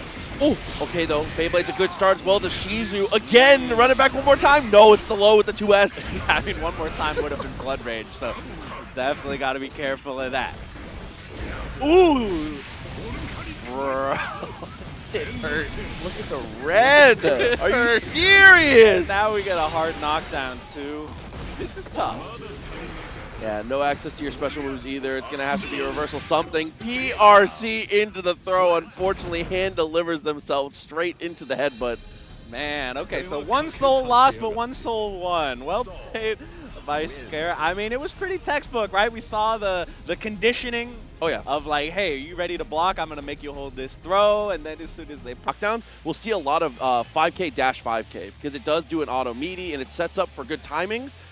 So we'll just... If Faust shows that they know how to crouch correctly, it alters your game plan, your default as Kyle. Listen, guys, short hitbox privilege. I'm a Krillin player. I know it well. Yeah, there we go. Sucking the 5S right from the start. All right, we got the Afro out. It's fine. Not one of the more explosive items, let's just say. Oh, frames. Yeah, he had the shock state. Now we're getting the wall break. Yeah, very good call to go for Sacred Edge as well. Flip kicks on in again, but unfortunately whiffed here. So now we're going to do some scratch-offs, it seems. Isn't that just the worst feeling as Faust? It's like, oh, I did my item call super, and now the opponent gets a horn. Yeah. Not great. Especially when you get good items in a bad order, like 2 hammers in a row, it's just they nullify each other. It's like, man, come on. Yeah, unfortunate. You know, RNG does come into play with this character a little bit. And once again, we have a horn, but this time, oh, we're fighting over it. We're fighting over the horn. You are not getting this for free. Distance, here come the homies. OK is able to essentially get a burst there. Wow, we got another sort of mid-air defensive PP. It's a good option, you know, if you don't want to deal with whatever button the opponent's going to press coming down, but this is a big counter hit. Oh, there was a lot of I know that you know going on there. Heavy fireball, recognized they crouched it, knew they were going to go for something aggressive afterwards. That opens up the 2D. That was sick. Oh, big counter hit. Here comes the anvil, and good awareness with the air normals for the knockdown. Oh my god, ducking the fireball like you mentioned earlier. Watch out for the banana peel. Just kidding. Hold this 5S. Yeah, easy RC pass, is able to clear things up and get the swing afterwards. Good showing so far from our Kai here. Kensei looking good. I think I've just been calling every normal 5S. That was that was 5H, wasn't it, guys? Sorry. The last one, yeah. I mean, I feel like that's it's Kai, man. At the end of the day, he's poking you with the sword, one way or another, right? Oh. Listen. Ooh, okay, nice anti-air. Yeah, I mean, that's what we're saying, right? Like, if you're spending a lot of time there up in the air, you're kind of putting yourself in a guessing game sometimes. Like, am I going to get 6P? Ooh, like 2P there. Unfortunately, he's getting pushed back. All right, bunch of items out. Doesn't matter, though, we're off screen. Stunt Dipper, the classic. Yep, scoots on in, is able to secure that for the kill. Definitely looking good here. And about even on the burst economy, too. It's about 50-50, very close. Okay, nice pressure and good confirm. We're getting a nice combo here. Unfortunately, no half burst for the hard knockdown on the wall break. I don't quite had it in time, but now, there we go. A hard knockdown on the wall break. John Dark does have burst, so maybe you can survive. Yeah, barely, but tough situation to be in. Took it there. Oh, and snip. I definitely respect the idea there. You have to take a guess at some point. When you're at that much of a deficit, you can't just watch pitches go by. You got to swing. Yeah, that could be a good way to make a comeback as Faust, because it's like, you know, you get the grab, you put the Afro on, 50-50 into damage, but yeah, not working out, and now it's match point once again. Oh, 5K 2D into the slash, is able to continue to apply the stun state, but a great dive kick. Yeah, nice. Got the bomb on screen. There's going to be a little mini game here, a little bit of back and forth. Mini Faust on screen. Don't make him mad. That's the best item, I'm telling you. It's definitely up there. And, you know, they buffed like his AI a while ago. You know, he's a little more aggressive as he patrols the screen. Oh, I like that backing off just to trigger the item. oh, for sure, the 2-for-1, but another great DP. Uh-oh, yeah, 6B. We got the anti-air, OTG, and pushing into the corner with some Mabari there from John Dark. Gets another chance, but now we're on a pixel and you're dead. See, that's the unfortunate dichotomy of trying to use the crouch a little too often there, as it opens you up to the overhead tier. Kai's quick with it, and that's a big counter hit, but the OTG not close enough to the corner.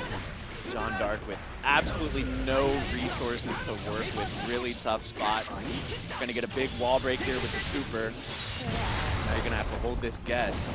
All right, plus frames. Good defense from John Dark, not biting. Oh, but wasn't ready on the air throw. I feel like when you see the late RC like that and you're in the air, that's kind of one of the first things you should think about. Not quite ready for it. That's going to be another swift 3-0. Yeah, absolutely. And that another thing that's rough about that too is that was a good timing on the deflect shield there, but unfortunately, Kai is a very difficult character to deflect shield. Has Stun Dipper if he has meter to be able to just completely negate it. His wild is 5P mash in CQC. If she gets too close, that is the fly swatter. Right, yeah. You know, obviously, when she dashes, she has to go into the air, right? Yep. So, like, her approach angle is a little more predictable than other characters. So definitely with those anti-air hitboxes, it can be annoying for her to deal with. But here he comes, the big boy. Yeah, we'll find out quick, you know, how the matchup's going to go. You can play this a little more lame, but you have to be really, it's a lot of standing around for Eno if you're going to be lame. And I feel like a lot of people don't want to do that because it feels bad, because Potemkin is making progress while you're doing nothing, which is a terrible feeling, even if you are still like winning in the end, right? And I think most Eno players aren't really used to being the reactive one. True. You know, Eno players want to be the one taking initiative and getting in there and applying mix, so it can feel kind of bad. Yeah, it's going to take a little bit more of an aggressive approach. Level 2K2D. Okay, yeah, the mix is being applied already. Yeah, big range there on those Potemkin. I thought that was going to be walk-up pop buster, but no. We're being a little trickier than that to start out here. Okay, the RC into the landing, keeps it safe in the corner. HPB on reaction! Oh my god. That's going to hurt. Yeah, that is, I mean, that's one important thing to note about the matchup. That is not a true block string, and now you've learned.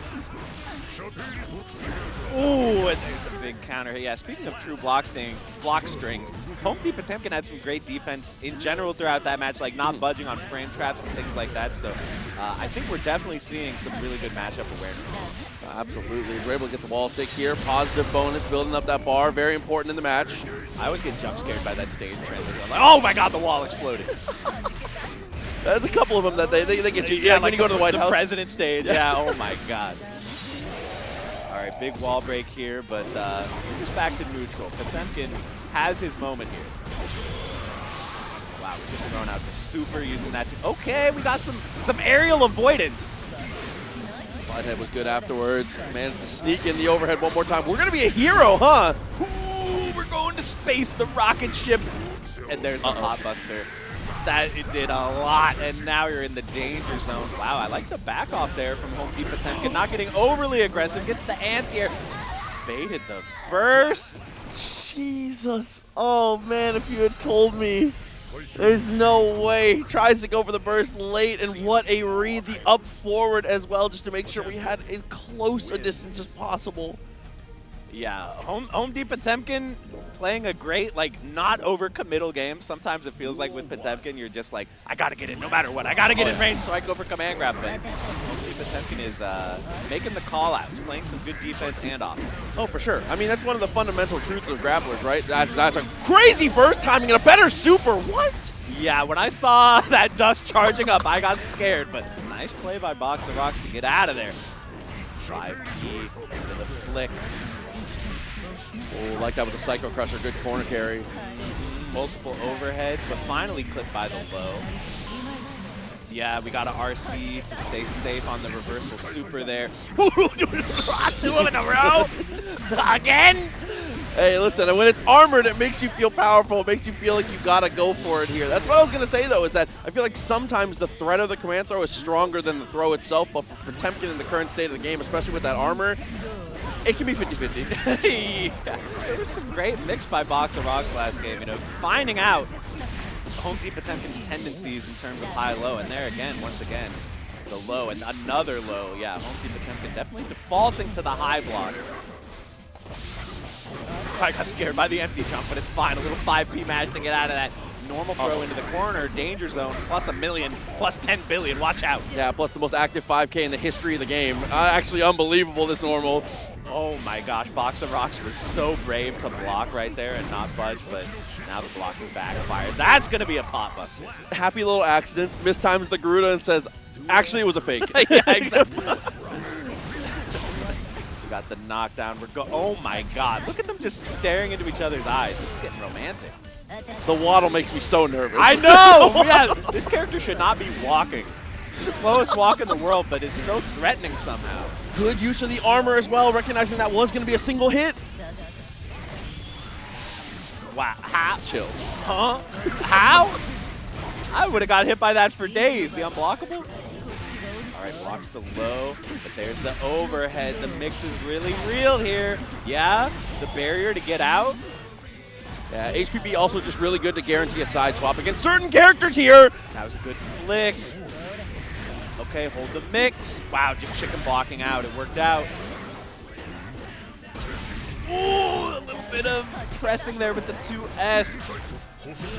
Oh my god, that was scary. You could have got flicked, but instead you got armored. Straight away, the slide head looking good, is able to completely answer in that moment. That's one thing you've probably noticed about the match at this point is you don't really see stroke because you can't do it against Potemkin. He has 3 unbelievable tools to be able to stop stroke. It's just not a selectable option. It's more of a mix-up, less of a tool.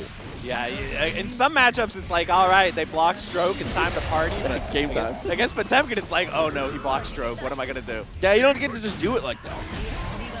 Oh, that was scary, but good press to get out of there and look at the corner carry. But the side switch off the burst is so unfortunate. You're gonna take big damage. 2H hammer stop into the OTG. No, Garuda doesn't get a combo though.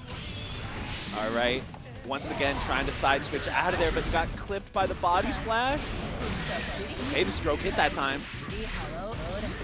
Okay, wall break with super. Don't think it's gonna kill, yeah. We have meter though, BRC. Oh my god, I'm scared. Ah, backdash. Okay. It's Unbelievable. Nice block in the overhead. Oh, 5B and the burst. Home team Potemkin.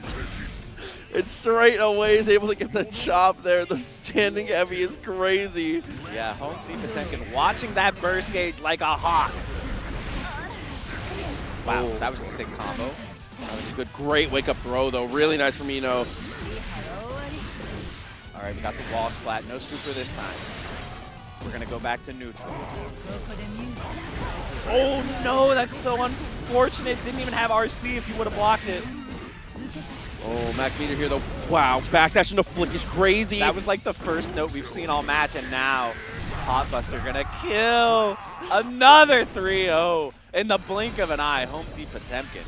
I mean, Box of Rocks looked really good at parts. Agreed. But it just seemed like home team Potemkin was a little bit more solid, and there were a few key reads, bursts and stuff like that that just made all the difference. Definitely agreed. It can be so difficult to find your footing and kind of, you know, keep your sea legs in the face of a grappler, especially against the current iteration of Potemkin. You know, it's tough.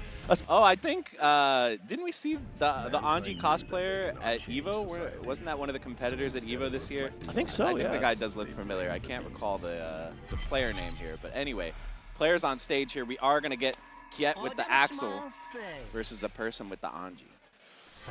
Ooh. Yeah, Axel, he has some tricks in this matchup, but one of the big things to watch out for is Anji does like to spin, and spin can be pretty effective against a lot of Axel's long-range normals. Yeah, being able to cancel Fujin into the low and just kind of jump scare people, almost Stun Dipper-esque, is also very annoying for Axel. Yeah, absolutely. So, Kiet just running away from the start. Yeah, that tornado move definitely helping Axel make up for some of the nerfs that he got over some patches. Yeah, having him feel a little more mobile too, not having to charge in quite as many situations here. So being able to, you know, go for dash ups like that. Yeah, call out on the spin there, and now you're in the corner. What's the pressure gonna be? Waterfall. JS, my beloved, continuing to poke there. You know, the stop sign. Absolutely. Yes, indeed. We got to keep the pressure going from full screen here. Man, a person really struggling to close the gap here. Ooh, the fish made an appearance. Unfortunately, a touch too far, though. We do manage to secure the knockdown and the throw, so things actually getting kind of hairy here. Yeah, pretty bad situation for Axel, but he does have super into RC available. Yeah, spending all the Mito to try to get out of jail here. Oh, with the overhead. What's the mix going to be on this one? Oh, we're mashing out. Wait, that was a combo, too. Wait, that was sick. Okay. I was not expecting 2S in that moment, but it ends up being the miracle normal we needed.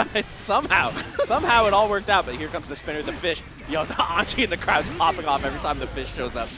That was a good Anji. Wait, actually, I am too scared to 2S on defense when we think that Anji's going to go into the air off the Fuji. Good stuff there. Yeah, very particular normal for sure. Obviously, Axel, the master of many angles here, has 6K, 2S, a lot of different things to be able to poke here. But so far, it's just Rensen. Yeah, Rensen with that, delayed explosion, the frame trap, really good stuff. And now we're going to get time stop on deck. Oh, hold this time stop. Would throw my stick out the window if that happened to me. That's so frustrating. Oh, the parry's too far and he gets hit with the world. Yes, indeed. Dio Brando coming through. They're laughing about it on stage. I mean, I think Kiet knows maybe he got away with murder a little bit right there. Okay, spinning through the tornado. Nice. Fujin into the corner. Tries to jump scare, but yeah, we're pressing 2S on defense here. Ooh, smart to not actually be afraid of the butterfly either. 2H? These button presses are boggling my mind. They're all working out here. Full screen counter, I do not know about that one. Yeah, the interrupt this, get that tornado going. The spin through the tornado, I feel like really is not doing it. Axel is just getting another chance here to press right after the spin. Oh, this time we secure the low though, and we get the combo. Nice little use of the buff there, and it actually is gonna be enough, but no! A little bit of a choke. We got counter hit waterfall as well into the combo. Oh no, this is bad. A person gonna have to find your way past this onslaught. Spin RC to stay safe, and then just chilling back, but finally gets the jump. And okay, a person brought that one to its normal conclusion. We don't need to panic too much here, guys. Trying to go Ko straight away, a touch too far away. Wow, that actually comboed into the tornado as well. That's just so unlucky. The 5P anti-air. Spinning to win here. There we go. Finally got through. The fish is out. Hold this. Oh, no punish. Jeez. So active. Yeah, again, another opportunity there. We do secure the knockdown, though. Has the just block, but unfortunately buys no room with it. Wow. Just in a bar 2K there. But okay, finally the counter finding purchase here. The full moon is out. We get a hard knockdown. There is burst on deck for Kiet. Just gets thrown. Okay. A person mixing up the mix-ups, you might say, a little bit here. Yeah, rotating options, super important. Definitely look at the look at the photo bomb. Oh no, you love to see it. Let's go. All right, we're backing off. 2H. Jump S. Hold these explosions. Yeah, it feels bad to get hit by it. Yeah, it's always frustrating too because the opportunity for them to be able to just delay and go for a second, or the cherry bomb is just, it's too much. Yeah, absolutely. Make them second guess their approach right afterwards, but you are stuck in the corner. Not a great position, and I feel like a person has kind of conditioned Kiet to stop pressing on these Fujins now. Actually getting the chance to apply some mix-up. Yeah, 2K is a little bit ridiculous though. Really good normal for Axel. I'll definitely agree. Ooh, jump scare overhead. Liking the idea here. Plenty of meter, even with the FD, closes the distance, gets the hit. Can't RC though. Uncharged dust, RC, no burst available for Kiet. Nicely played by a person. We're popping off in the crowd. Let's go, fish. Pop the umbrella on him. You love to see it. Okay. 2P straight into Fujin. Steals the turn with the fan. I like that. Yeah, 2P is a really good way to knock down that close range where Axel has a bit more trouble. He wants to keep you further away. Oh, and very nice. That's why we haven't seen very many jumps. Anji is a master of dealing with neutral or back jumps in the corner. Ko is built exactly for those moments. And now we're getting the hard knockdown off the wall break, just bursting on block to get out of there, but you got a huge hill to climb here. Okay, we baited the burst, but we're not able to get anything off it. Forced to RC off the unsafe low, but we're going low again into the combo. It's going to be 1-2. Double thumbs up here. The fish is loving it. This is the most hype I've seen from this crowd yet today. Let's go. Let's go. The people are still filing it. I mean, that's the other thing. Isn't it crazy to think that, like, over here we have, like, tournaments kind of getting to, like, their climax, getting to their heated parts. But at the same time, there's people where these are the first matches they've had to play this weekend. These people on stream here. Yeah, we're sitting next to Uni top 24. Yeah, like, no, seriously. Like, the juxtaposition. Everything is happening right now here at Frosty Faustings. Definitely very active here, going for the Renton. Oh, command throw. We're finally sprinkling a little more seasoning in here. I love how sparing we've been with it, too. Yeah. You definitely don't want to get too predictable. Spin through the tornado. Fusion overhead, a little out of range. Okay, good reaction with the anti-air. Now, yeah, you can use this. Oh, okay. Jump S not going the right way there. Yeah, used it more for a side swap than anything, which is definitely good. Oh my god, was very close to getting the confirm.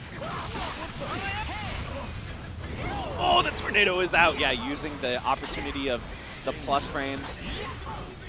Oh, another tornado, but he spun through. The fish. Oh, Koga's a little wide. Nice double jump. Oh my gosh, plus frames. Oh yeah, plus frames. You're trying to press there. Hold this corner pressure. Okay, low. Now's your opportunity. Yes, it is. Get that tornado out. Oh, and that tornado so naturally covers good grounded approaches as well as it's perfect for late hits on IEDs. So good. Yeah, but the one thing you do have to worry about is that spin. That spin really working out here for the person. Oh, but the anti-air once again. Good momentum burst too. Keep it in the corner. Nice plus frames on the waterfall. Oh, okay. Command grab does beat the spin. Yeah, that is something to look out for. Ooh, we're just jumping out, not trying to be overly risky. Going for a late anti-air. A little scrambly, but that's okay. Still in the moment here, getting that chip with the Renton. Yeah, everyone does such real chip. It's crazy. Ooh, super whiff right there. Oh my gosh. We're just running to the other side. The chicken's crossing the road. The tornado's connecting into the combo, into the Rensen. And a command throw. Yet looking large and in charge right here. We're going to game 5. Yeah, getting better and better. And I'm glad you pointed that out, too, because that's one of the best things you can do as Axel is knowing when to just press the dash macro and not let go. Running full screen is so strong with this character sometimes. Yeah, no, and especially like the screen positioning in general is so important in this game because we have the whole wall system and like just if you're up against the corner against Anji, things are really, really bad, especially for Axel. So there, that's a good way to stop him from trying to cross over to the other side with the 6P. And we're calling out the 2 S's as well. Wait a minute. This has been really adaptation heavy on both sides. Absolutely. We're getting straight back into the Fujins here, sticking to the low. Great use of the tornado again to stuff the ID. Yeah, because I think a person's expecting that he's going to go for Rensen, but instead the tornado blocks the air approach. Now you have a full screen to work with. Okay, good jump on the command throw, good spin. Drop the fish on him, the overhead instead. Overhead again, into the throw. How many mix-ups is it going to take to get to the center of Axel's defense here? We're going to break the wall and take it to match point. Oh, that was such a good change of pace, too. We've seen Axel has been so successful mashing 2K on the butterfly, but finally we go for the block and we get the punish. That was huge. Yeah, Kiet was on the back foot all around there. Plus frames on the waterfall, 5P. Super good move to throw out against Anji. Oh yeah, there it is again, blocking that standing approach. There it is again. We found something that's working really well. Oh, and the tornado call to as well. Once he manages to break through the 5Ps, we're able to just kind of answer it immediately. Oh, just keep them coming. Keep them coming. It's monsoon season. A perfect. We're going to the last game, last round, double Luigi. Let's see it. Oh, jump back, almost gets a punish there. Oh, but Axel now. Yeah. You mentioned this, I'm man. telling you. Hold that dash macro. Get out of there. The 2K mash, but now you're stuck in the corner again. Are we going to have to see it again? Nice, actually using the throw to beat the spin that time. Okay, and now a little strike throw action, a little CQC from your boy Axel, but no, back to the corner. Oh, got a little bit of a good fortune there. Now you have a full screen once again. Are we going to see a tornado? No, we're not. It's the mix-up between ground approach and air approach, and he saw the spin approach coming.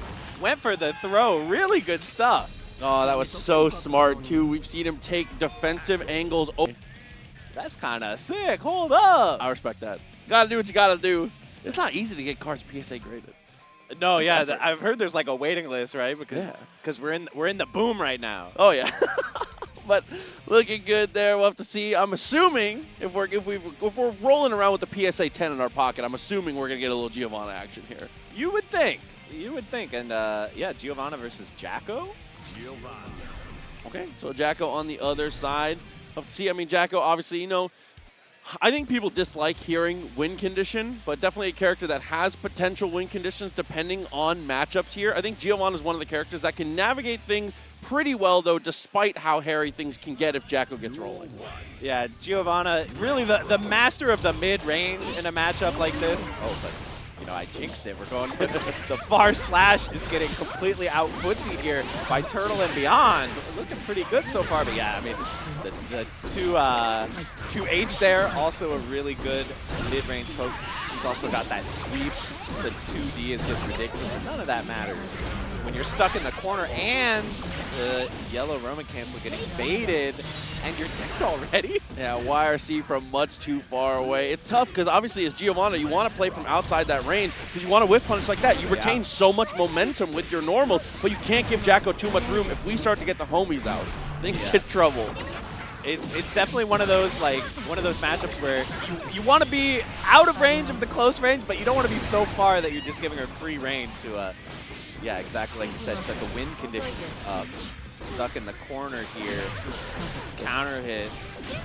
Already looking better here. Spiral arrow actually goes through the minion and is able to close out with the clean touch. Yeah, you gotta watch out for that. The plus frames afterwards. Gonna make it really tough, but oh, we're just going in with Wild Assault. We have corner positioning. We have minions on the screen. These little guys are ready to fight. Oh, it was a good block on the dust, but opened up afterwards. Yeah, I definitely agree. Good use of the RC there to try to negate the deflect shield as well, but another great whip punish for Giovanna. That's the gameplay you're going to see. Yep, here's some plus frames into throw this time. Oh, we're just going into more plus frames, into uncharged dust. This time, it finds purchase. Yeah, being able to use that empowered spiral arrow to be able to continue to eat those turns up, build the risk gauge as well, to, you know, maintain pressure in that corner. Such strong stuff from Giovanna here at the start. Yes, indeed. Wild is looking good, but in 2D, that's got to be one of the best sweeps in the game, right? It's goofy. It is. It do be moving forward, and now we have the wall break. We have the jump D trying to control space, but Giovanna kind of where she wants to be right now. Gold burst. Now only netting positive bonus. Oh, okay. Couple good jabs. Interrupt the minions here. Yeah, definitely one of the tricks in this matchup. You got to find your opportunity to punch those minions off screen and not get frame trapped by them. Oh my god. Reversal, but I think this is getting blocked. Yeah, plenty of time to be able to be on defense there, and is able to get the punish. And with the RC, is able to get that self alley-oop to guarantee the kill here on the Shatter. What a combo. We got the whip minion slash just to Roman cancel the attack. I like that. Ooh, another clip. Oh, wow, just backdashing out of the cross-up mix-up there. Yeah, it was looking like a weird one with the ID. Ends up getting the hit afterwards here, though. Very nice. Oh, mega plus frames there. Trying to get some space. Okay, 60 works this time. Jumping is nice. Damage really starting to add up. Spinning dog kick to get the hard knockdown. Yeah, I mean, obviously, Giovanna doesn't have the best mix here, but we don't really need mix if we can just be plus forever. So, strike throw looking really strong, and that's going to be game 2 to Wild. Yeah, building risk gauge, making your opponent feel like they have to flip coins. Definitely looking super strong here. Did I say game 2? I meant round 2, guys. Same thing. You know, I keep misspeaking today. Let's just ignore it as we frame trap once again. Frame traps for days. Clipped by the low this time. First to keep the corner. We're throwing minions. Okay, we're just escaping here. Air super. Yeah, definitely liking the decision there. Continuing to use just incredible control of the airspace here. That's one of the dangers, right? It's like, okay, it's my turn to interrupt this guy, and then you just get whip punished. Meter looking good, but unfortunately here is going to have to block one more mix. But no, Giovanna backs off, Yeah. comes up for air. Oh, yeah, I think this is exactly what they were afraid of, but this time blocked it out. Okay, RC to stay safe. 6P. That little guy is out of here, hit by the air-to-air into the confirm, and just doing the super ASAP. Yeah, now it's going to be game 2. And you can see a little bit of stress Yeah, on that one, but that's okay. Deep in the tank, yeah, like, oh my gosh. Yeah, it's a good feeling though. Maybe just, you know, starting to feel the, I feel like there's a lot of people that can put unnecessary pressure on themselves even when you're winning too, because you feel ahead, so you're like, okay, now it's expected of you, you know? Right, it's like, don't choke, don't choke, don't choke. Oh my gosh, look at the damage and the corner positioning. Omega plus frames. And we got the cross up. Are we going to see a side switch here? I would do it. Just kidding. Let's keep the pressure going. Catches the back, that big counter hit. I think this might be dead. We got super available. No burst. Just going to RC into the wall break. Yeah, not willing to spend anything else there. Is going to hold on to the burst, definitely for good reason. No reason to try and be a hero in a moment like that. Absolutely, but we get the minions out now. The minions coming in from the back. We're trying to create a sandwich here. PBJ jumps back to bait the burst, but no biting here from Turtle and Beyond. Minion confirmed with the side switch. Now we got another minion. The sandwich is in play. Watch out. Watch out. We got the super activated. The minions are going to go a little ham here. We got another minion out. Oh my god. Yeah, and look at the amount of chip it's able to generate as well. It's a fully charged dust to take the kill off of that one. I mean, I feel like 50% of the damage there was just blocked minion attack command. Yeah, that was pretty much an ideal round for a Jacko player. That's exactly what you want to do. The sandwich is back in play. The BLT, keep the pressure alive. Bites on the frame trap. Going to get wall broken by the super, so this is going to be a knockdown situation. Yep, back through with the Elysium driver. Definitely looking good here. A hard knockdown. And a tough guess ahead. It's going to get the overhead. All right, gets out of there with the barrier shield. Frame trap city. Minions are out. Uncharged dust. 2 minions. I can't believe we didn't do it again, but it's okay. We have the anti-air. That was really, really smart by Turtle and Beyond. Actually just backing up on the opponent's wake-up situation. Like, I know you're going to do something, and I'm just going to sit back and wait to punish. This is exactly what happened. So, signs of life here for the Jacko player. Boy, the wind hitbox, though, a little disjointed 2D, as it always has been. I love this combo, too. Nearly 50%, although, you know, it's not really 50%, guys. Getting the minions. 3 minions.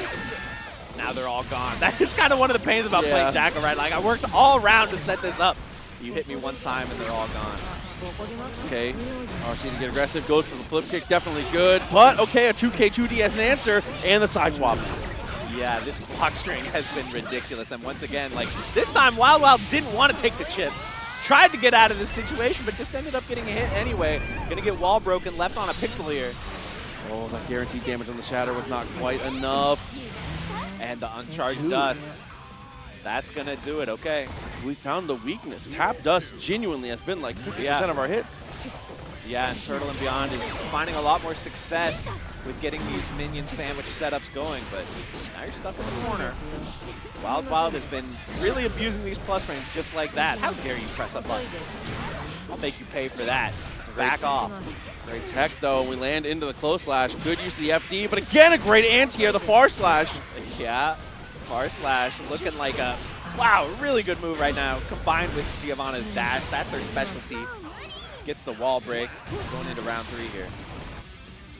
Oh, so fighting for your winner's bracket life here. Yep, absolutely. We get those minions out. 5K 2D, now you're in the corner, now you're going to have to block. And I feel like Wild really wanted to press there, really wanted to steal that hit and get those minions off screen. That's exactly what Turtle and Beyond was looking for, but now, reversal situation, just going to have to burst to get out. Standing back patiently, the minions are on the wrong side of the screen though. Oh, and after the YRC is able to secure the dash up throw, a very strong sequence here, but with a YRC in response, back to the mid screen and the clean hit. Yes, indeed, another really swag combo into plus frames into the corner. Back off, catches with the counter hit. Not going to be able to kill though. Fully charged dust doesn't quite do it. One chance here for Turtle and Beyond. Minions are gone. plus infinity. I like the barrier shield. Gets out of the corner. That's huge. Chance! Chance ran so far, but that was a good backdash from Wild. Knew something was up.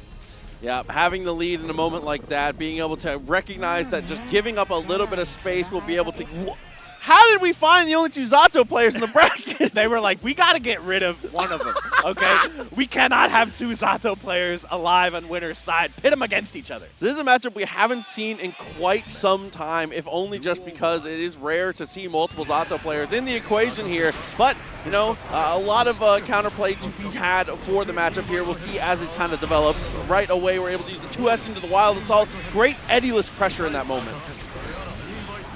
Yeah, we got Omega plus frames here, but you know, this is one of the big things about this matchup is like, if you can get rid of their Eddie first, and you can have party time, that's really what you want to do. On someone in the cross-up. That's one of the big buffs, too, is that YRC only breaking Eddie to the point where he was instead of emptying the bar, which is a godsend. Yeah, really nice, and now you got to block this mix-up, though. Oh, my God. Cool Frog. Wait a minute, looking pretty strong here, getting the hard knockdown. Macho does have burst, but I doubt we're going to see it this round. Oi, in the meat tenderizer. It doesn't matter how many insane layers you've labbed and stolen off of Twitter, tap dust is still how you're going to find that hit. Absolutely. Round start 5S, though. Macho has the corner already. Yes, indeed, setting up the oppose, getting that wall splatteroonie. Yeah, Eddie-less combos looking good. The hallmark of a great Zato player. All of this is Eddie-less! We don't need him! Good Lord. Damage. Are we sure this character is low tier? Wait a minute, guys. Yeah, the drills for infinity plus frames. That was a bit of a frame trap there, too, but just the run-up frog. Ran up and did command throw with the frog behind it. You see the startup of it, and you're like, I gotta jump. Yeah, no, seriously. Really scary stuff. Coming in from the skies, though. Blue Frog has the corner positioning. Opposed is going to eat the frog, though. Yeah, I mean, Cool Frog living up to the name on that one. Unfortunately here, though, it's going to be Macho finding the mark and using the sword to get that full Eddie gauge again. I'm sorry, how many overheads in a row was that? That was so many. That's the Zato experience, though. And now, yeah, once again, oppose plus command throw. Wow, we're running full screen. Looking like Kiske with that run-up. Definitely was on a quest in that moment. It's going to be Amorphous this time, though, and it is going to connect. Good damage once again. Yeah, shark, chomp, chomp. Now you got to block all. Wow. Whoa, that was tricky. Good defense from Macho, though. Staying alive. Fighting out of the corner. YRC gets clipped. Now you're in the corner. Hold this. We're going to get all that meter back. You're going to have to block, oppose, plus the uncharged dust. Oh, my God. Okay, we got the FGC head nod. I understand. I understand now. I see. Especially when it's the mirror match, too, because you're like, man, I should have done that. Like, no matter what it is. It's like the dude on, like, Wired interview. Like, oh, that's what I would have did. That's what if that was me, that's what I would have did. Oh, but super back and forth. I mean, Cool Frog here. She's done a great job of actually applying this pressure when we do find it here. I love that early burst as well, but unfortunately caught once again without our homie Eddie. Yeah, this is a tough spot. Cool Frog with very, very low resources is going to eat this hard knockdown. So much life gone. No burst to work with. Wow, goes low. Good defense, but eventually opened up, you know. It's kind of like playing Marvel. Eventually, something's going to hit. You can't block forever. Yeah, it's definitely the truth of these games is that a long enough block string will net a hit. It's just statistics. That's why I think what makes this so hype is like the longer a block string goes, the more hype you get, right? Of course. How often can you say that? Like, oh, they've been blocking for 5 seconds. This is the greatest match I've ever seen. Good burst timing there once again, using it very aggressively. Tries to go drunkard, but good counterplay to the mirror match, being able to float over all of that. You got airsies, guys. And here's the throw. Macho once again. Back to the corner, gets clipped this time, has to burst. Does not want to take this bad situation. Wow, the cross-up, though. Good old-fashioned left-right mix-up. Fuzzy jump out of the throw. Come on. Are you serious? That was the side that hit you. I don't even know what that mix-up was. Hold this block. Backing out, okay? A little bit of a barre there. YRC. Into command throw RC! That was crazy. What the? Ooh, it just gets frame trapped. Let's go, Cool Frog. Yeah, the high-low afterwards. Way to work up the sequence there. It takes us to the decisive round now. Macho a little ahead on the burst game, though. Yeah, the resources so important. Like you were mentioning earlier, that can make all the difference. Frame trap, 2K. He's trying to catch Macho biting here. 2S, though, is going to get out. Oh my god, 3 of them? Recharge a little bit, but Eddie got counter hit. Headbutts the frog. Oh, no Eddie battle now. Trying to get aggressive here with the Wild Assault. In the corner. Oh, I thought there was going to be throw tech, but instead they both counter hit each other. Wow, in the air-to-air, he had already buffered the frog to guarantee the pickup there and is able to go for the air throw. Yeah, super jumping to get the extra height, and Macho's going to take that round. This is so back and forth right now. Dude, hype Zato mirrors were not on my bingo card, but this is just so sick. I think both these players are playing amazingly, but I think if I had to pinpoint one reason why it's 2-0 instead of 1-1 or 0-2 the other way, I think Macho is just so composed in those bad situations. Agreed. Like, you just think if your back is in the corner and they have full Eddie gauge, I would just give up. I'd just be like, take the round. What am I going to do? But Macho is clutching these impossible rounds out. It's really amazing. No, absolutely. In the early stages of it, too, I think the use of flight was a big difference maker, but Cool Frog has done a great job of adapting to that as well. It's been super back and forth, but finally, the tenderizer. Yeah, once again, those are those situations that you do not want to be in. You know, kind of similar to what we were talking about with A.B.A. Zato can be very feast or famine, and when you just get the perfect situation with Eddie right in the right spot, all the meter to work with, it just feels super overwhelming. I like seeing them both, the 2 sentinels flying around. They both go in the form. Ooh, that was so far, and good confirm. Great recognition there on the pickup. It's match point now. Now working things out in the perfect way. 2S gets punished by Pierce, actually. Yeah, whiff punish. And there's the oppose, too, just intimidating the opponent. Walking forward menacingly. Double oppose into the drills, sending Eddie across the screen, but Zato, the Eddie meter, might become an issue here. They're both low. Oh, high-low, little try-jump action. Love to see it. Wow, just goes straight up low and using the extra frame advantage from the RC to get a combo there. Oppose is back. Oppose 2H, so good, knowing your opponent's going to be able to jump in that moment. I like the use of the barrier burst there to try to get some space, but Cool Frog really needed to take that opportunity to get out of the corner, because now you are in a really tough spot. And the 2P to stop Eddie? Are you kidding me? But this command throw is big, actually. Yep, gets our full Eddie gauge back one more time. Straight into the frog. Yeah, but uncharged dust, corner positioning. Let's see if Macho can keep that composure like I mentioned. This is a hard knockdown. Lots of Eddie gauge to work with. I would say meaty Pierce guaranteed after the wall break here, but unfortunately the defense is not going to be holding up Amorphous. At some point, a guess is a guess is a guess, and Macho got clipped by the low. Great stuff by Cool Frog. Gonna need to win this round to stay alive. Oh, high-low was crucial there. Is able to find the command throw now. Full Eddie gauge once again. Isn't that always funny when you get a hit and then you tick throw them anyway? It's like, all right, listen. It's just free damage, I guess. The sword is out. Burst is going to take out Eddie. Great 5P timing as well. Mashing in all the right places there. 6H with the Pierce behind it. That's so cheap! Wow, Cool Frog. Great round. Not going to quite... No, just kidding. What am I talking about? That's an entire shark. Jesus. That is one whole shark for sure. Amorphous takes a bite out of crime and ends the round. We're on the board now. Look, we're grooving. We got the headphones in. We're schmooving and grooving, guys. It's 2-1. This match is not even close to over yet. Okay, so matching out with Sushi. Now you're stuck in the corner, though, and once again, you know, a guess is a guess, guys. Here's the wall break. You're going to have to guess again. Burst is available for Macho, yeah, right as I say it, gold burst. Now you're stuck in the corner, trying to escape. Oh my god, the living projectile is moving across the screen. With a good wild assault there as well, sacrificing that burst to stay on the offense here, but unfortunately now the sandwich situation. Yes, indeed. Here comes a full Eddie gauge for you, going into the puddle. I had no clue what was happening just now, but here's another command throw. As meter, YRC might be on the menu here. Cool Frog panicking a little bit on defense there at the end. It felt like getting clipped by Raw 2S, raw spike from full screen. Yeah. A little bit of nerves coming into play, perhaps. I like the 5P with Macho too. Yeah, recognizing that true block string there. 5P into the Wild Assault that time too, getting aggressive and keeping this pressure. Really smart by Macho, using the resource trade-off. I may be low on Eddy gauge, but I can still use Wild Assault to keep pressure. But at this point though, wall break.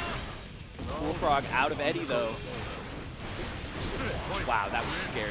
Good block and a good 2P and a good 2S. Not gonna get it confirmed though, but here's some mix. Here's some mix. Combo's still going, are you kidding? Ends it with sword, so still has Eddy gauge. Left, right! Oh my god, good block and the YRC just to stay alive here. Macho on a pixel. Running up, that was another Kai Kiske full screen run up into grab. No, thank you. I like that too. Whether it's jump back or it's burst, you got to spend something. Stay aggressive, stay relevant here. Loving this from Cool Frog. Yeah. Cool Frog is jamming out to music on stage and getting mixed up in game. Very dangerous. Looked like tried to chicken block out the uncharged dust there. Wow, the late over. How about overhead into overhead? You never see 6K.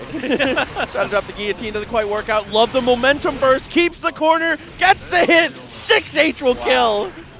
Yo, shout outs to Cool Frog. That was a really well played match, but at the end of the day, I feel like the character expertise and experience of Macho, the solid nerves under pressure, really paid off. Absolutely. Nice to get to see two players.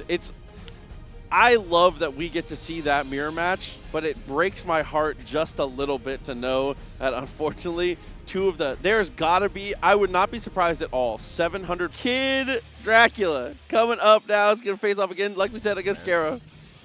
Yes, indeed. We got the Eno versus the Soul here. Oh my god, Soul has been plus for so much of the match, but Kid Dracula found a great opportunity to 2K out. He's all had the 6P on the mind as well, but unfortunately a little bit mistimed. Far slash connects and a great reaction with the RC! Yeah, and there was a good corner positioning confirmed here to keep that pressure. Oh my god, that stroke was really scary. Second overhead. Wait a minute. Chasing down here. Wait a minute. Kid Dracula, you have a pretty good opportunity because now you're going to get this hard knockdown. The mix is going to be coming in. Just watch out for slash DP. That's what I'm afraid of here against Soul. Oh, or just jump back revolver in midair, you know. That's yeah, normal stuff, I guess. Push to the corner. Stroke, RC, jump, P. We got one more meter to work with. There it goes. What's the mix? Goes low. Oh, wait a minute. The jump back slash worked out there. Yeah, neutral jump ends up paying the bills. You love to see it. What? 6H hitting all the way at the top of the arc here. Watch out for the mic stand. All right, jumping over the gun flange. Oh my god, frame traps like crazy on both sides, trying to chicken block out. Now you're stuck in the corner though. Yeah, Soul Badguy. Unfortunately there, was trying to get in with this coast slash one more time. Eno with a nice routing all the way east coast to west coast.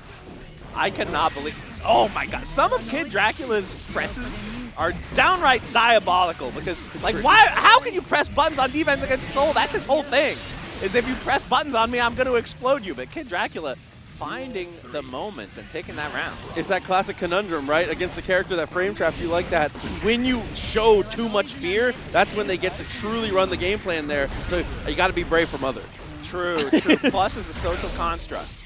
100%. Oh my gosh, and getting the 2K there once again. That's what I'm saying, man. We're straight up pressing. Let's go. Okay. And the back throw too. Oh my, what is all that? Dash backwards. They're so respectful right now. Oh, and then the stroke afterwards. Nice 2S. Unfortunately there, Vortex is blocked. It's going to be a big damage conversion here. Not enough to kill, but generating that positive bonus one more time. You want to let this rock as long as possible. Get that burst gauge back. Yeah. Standing back here, not wanting to over. Wow, that run up was really good. Now we get the throw. Backdash RC, just trying to stay safe, and that was a punish there on the 6H. Oh. Trade. Wow. That really could have gone either way, but the nice little workout there with the dash S. If Soul had the life to live the trade, yeah. You know, that was a near-death experience. Truly. Saw your life flash before your eyes right there. Oh my god, I'm seeing my childhood friends again. 6H into the corner right off the bat. We've seen Scarah is really on point with those big damage conversions. Oh my god, 6H. Love the idea there. IBFD to get the push away. Good use of the stroke, though, and resetting on the pressure. Unfortunately, gets mashed on. Man, backdash. I'm starting to see the vision here with these backdashes from Kid Dracula, but Scarah is so aggressive and blocks the slash DP. Here's a big punish, gonna push into the corner. Baits the barrier. Did you see that? Your soul is mine. Did you just walk up slowly and close slash? Oh my god. He really did. The wall break. The 5K was already out in front of the RC2. We're controlling the note's trajectory. We go low. RC plus frames. Clip by the low again. These strokes are really working out for Kid Dracula. Yeah, leaning back into it, definitely good. It's the type of move where if it goes unanswered, why wouldn't you just spam it, Yeah. honestly and truly? I mean, that's what people do to me online, and I have no idea what to do about it. So I'm seeing the same thing come into play here on the Frosty Faustings stage. Oh, defensive throw works out this time. Yeah, back throw definitely good. Taps on the forehead there, but a nice block. Listen, the headband, it blocked it. I guess so. That was a great block on the fuzzy overhead. Oh, but the wrist gauge. You see that little flashing warning sign? Yeah, that means you're in trouble. Just kidding. Okay, got the back throw. Slash. Yeah, it's too good. IBFD is able to follow through, though. Note gets the hit and the Psycho Crusher to follow up. Still not enough, and a 6P to answer. Oh, whip punish. Yeah. On the 2H, we're going to the corner. Awkward side switch. We're going back in. Psycho Crusher. Ooh, another nice backdash from Kid Dracula. We have the corner. What's the mix? And now we're starting to see some answers there to the stroke. Oh my god, what are you reaching for? Really, really well spaced. Yeah. Slams their hands shut at the door. That's crazy work. Oh my, yeah, I know. Your fingers just got caught in the in the suburban door. That's gonna hurt. Oh, okay. Crossed up with JK though. Maintaining pressure very well. Gets the hit. Wow, tries to bait the burst. Saying, are you really gonna keep pressing buttons? No, hold that. Now you're gonna block. I knew it. Saw it 5 steps ahead. The Brain Destroyer coming through. Push into the corner. Backdash on the RC. Oh my god, we're just whiffing. That's fine. That's fine. Yeah, but listen, sometimes fighting Ghost full screen, actually, it can be very effective. Because you can make your opponent feel like they can't occupy that space that you're kind of swinging at. That's true, and we have seen Soul sticking out those big 6Hs, those big, you know, full screen swanging. Oh, yeah. So you got to put a stop to that. The Vortex as well, you got to watch out for it. Yeah, we are 2S all day. That was so smart. After the Gunflame recognized the note was coming, was able to completely dash underneath, nullifies it completely. All right, pushing into the corner, close slap. Plus frames, 6P whip. Oh, that was a little awkward, but it's fine. You know, it was a drop-opportunity, you might say. 2 times in a row, Fafnir. Fafnir feels unnatural this patch because it doesn't blow you back the way that it did before. It's so quick now. Plus a million frame trap city. Yeah, you're at full risk meter. I mean, we're seeing it, right? Yeah, that's what happens when you get hit at full risk gauge. Casual 90% combo. Oh my god, another 6H, let's go. Ooh, okay, wait. Chance here. This is going to be scary, though. Yeah, maybe could have let it rock, but a great block on the DP. This is huge. Yes, chance. Chance here. What the heck? That actually worked. Okay, we're good. We're good. Was that backdash PRC JP? That was tight. Yeah, a lot of it. You know, the APM here is at an all-time high. Oh, man. Kid Dracula, again, we're seeing the FGC head nod. Like, yeah, okay, I understand now. I can do this. It's 1-2. They cannot change society. You still have an opportunity. That's why we play Guilty Gear Strive 3 out of 5. We want to give you that option to adapt. Wow, that was tricky, though. Okay, another one. Got it again on the wild throw. Definitely looking strong. Wow, the note hitting, actually. Now you're in the corner. Wow, we don't care about HCL, though. Ooh, a bit of respect on both sides. I like to see it, but Bandit Revolver. Oh, and after the note here, high-low one more time. DP goes a little bit astray. Uh-oh, the overhead. Yeah, you got to hold this mix. You got to hold this mix. Yeah, you have to burst out of that. Ooh, Oh, that's unfortunate. No, generated a knockdown here. Still not enough to kill. The guts are really coming through right now, and he went for another throw. Oh, dude. Scarah's been on it when it comes to the wild throws here. Unfortunately, this time it goes a little bit left. Now, Kid Dracula back on it one more time. Almost 50% with a positive bonus racking up now. Wow. Running for so long, just a normal throw into the corner. Oof. Big damage, bursting just to try to get out of this situation. Yeah, okay, we're free. Oh, but maybe freedom is an illusion. Watch out. Oh, clip low. Oh, yeah, stroke. Kind of handling business in that moment. Ends up going for the burst now, though. Revolver. Wild throw! Not going to kill, though. Do it again. I feel you. I feel you. Listen, it worked out. Okay. Okay, Scarah. It's now match point. Kid Dracula has the corner position where you want to be. Backing off, too. I like that. Wow, that was good, though. Stopping the Psycho Pressure approach. Wall break, that's normal damage. Acceptable. Standard. Dash up, wild throw, goes for the PRC, gets the damage here in the corner. Triple 3K. Oh, my God. Yeah, that's going to be it. Scarah, she played very immobile at the start of the match, but as soon as she becomes a little bit jealous. Okay, we got yellow versus orange. I like it. Halloween colors. Already here, max range footsies there. Slide head definitely pretty good in the matchup here. You got to be careful though. A.B.A does have some good approaching normals that keep her airborne though, so you got to be careful about how you slide head at mid range at least. Yep, we are seeing the mobility in play here, but that was a good match right here from Shampoo Goblin. And right off the bat, we're seeing Potemkin busters. This is a really bad situation to be in. Untransformed, in the corner. Potemkin is going to grab you. Yeah, situation unfortunately immediately goes to the close. Step back here, good backdash on the slide head, but unfortunately you don't want to lose that space as A.B.A. Absolutely. Ooh, I think this time, the flick. Oh, we're playing footsies out here. Full screen. Both these characters can reach for the stars. All right, activation, but I like the Mega Fist backwards there. Yeah, definitely great reversal. Always has been. A little too far on the far slash, though. Transforms back. And actually does find the knockdown afterwards here. It's very good using that meter to cash out here. All right, yeah, big chance. Good block on the overhead and the defensive throw. Really great stuff by Shampoo Goblin. Yeah, Garuda impact. Doesn't this feel bad to block? Oh my god, how about another one? And finally, the inevitable Potemkin buster. Yeah, you just cannot block forever. It's such a nightmare, too, because being able to string together those Garudas, doing so much chip if you're not FDing, one of the hidden passive of those moments is you're able to vamp so much meter from your opponent just for them trying to mitigate the risk and survive. Yeah, absolutely. We saw great defense there from Shampoo Goblin, and then Razorburn really struggling on defense to get away from these bad situations. You're in another one already. I mean, what are you going to do? Trying to press? All right, burst. Basically the only thing you can do, but air thrown right back into the corner. How about more Garudas and more Potemkin busters? This is the Shampoo Goblin show.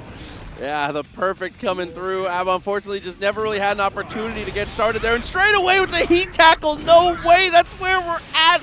The download might be complete. Oh no. This time just one Garuda. We've done like 18 Garudas in a row, but this time just one. Double. Is that double? That's a double perfect. Okay. The Goblin. I mean, would you mind Goblin this Garuda impact, I guess? That looks tough. We're going back to character select. What, the sunglasses are on? That's crazy. That's actually crazy. No way you put them on after It's Wesker, bro. You powered up. You did the super, now you put on the shades. Oh wait, no, it's the other way around. But oh, not mogging the Twitch chat. We're mewing for the folks at home. We're switching to Testament. Now I can see the logic here. this on paper seems like it's good. This is one of Testament's hardest structures. Testament has to stay on the ground a lot, and slide head is a difference maker. This is a very difficult matchup. Already, it's Shampoo Goblin aware of exactly what you're talking about. Lots of slide heads. But, you know, Testament does have range, does have projectiles. Okay, well, they're so reactable, though. Projectiles. You flick all of them. That is true. This is such a hard match. Maybe projectiles are not as valuable when they are slow like that. That's a good point. Guys, listen, I'm learning matchup details in real time here. Oh, 5P keeps it locked down. JS finds the mark. Okay. Adding up the chip. Actually ends up getting the trade here. Looks for the jump in now. 6P a little wide. I was just going to say, you know, at least she has the 6P. Or at least they have the 6P to block off that approach angle. But Shampoo Goblin, again, using a great job of using Potemkin's double jump to stay tricky. But, okay, uncharged dust. Yeah, this is where things can get messy for Potemkin for sure. Get Stain State applied, have that CQC rolling, but now back to neutral, and now Aegis Reflector. Yeah, this super is so intimidating when it's coming at you. Okay, I like the chicken block there. And there's that 6P. Okay, chance here. Chance. Are we going to be able to get the bird? No, we flicked out the and the uncharged dust. Last chance here for Razor Burn. Oh, 2P a touch too far away. Still all right. And again, at full screen, Arbiter Sign also ineffective. One hit. Wait a minute, guys. I'm starting to think Proxy might know what he's talking about in terms of this being a hard matchup. Hold on. Oh, okay, wait a minute. That was good. I was a little bit worried about back air throw from Potemkin, but Razor Burn got out of the situation. Oh, good backdash. Okay. Can we get some Stain State applied? It's just been really hard. Okay, yeah. It's been really hard for Testament to get momentum started here. He tackled into the close slots, it hits! Oh, okay, into the corner. Chance. Are we going to wall break with the super? Yes, indeed we are. Here come the Succubi. Okay, that does apply to Stain State as well, so now we do have advantage in this moment. Yes, indeed. What's the mix going to be? Plus frames for days. More Stain State into the corner. There's the explosion. Okay, more Stain State overhead. Razor Burn, Science of Life. Yeah, fast RC, high Arbiter Sign, super good in that moment. A really good jump scare, especially when you RC backwards. 100%, but you can see Potemkin's air approach is very unpredictable. Dude, him being able to change his jump arc is obnoxious. Yes. Not only does he have the double jump, he's got the butt splash, he's got all kinds of nonsense. Watch out. All right. I was going to say, yeah, the Succubi on screen. Good block on the overhead, though. Yeah, immediately used up the Stain State. Okay. Yeah, trouble approaching. This is where the problem area has been. Garuda Impacto. Oh my god, is it ever my turn? Let me out. Great buffer on the big body backdash. 5 Ps, but no confirm. Uh-oh. I'm so scared now. Gets clipped. The immediate fist bump. Wow. Really impressive. Listen, I'm not going to say that Potemkin is a cheap character. I just got to say the Shampoo Goblin played Potemkin extremely effectively in that match altogether.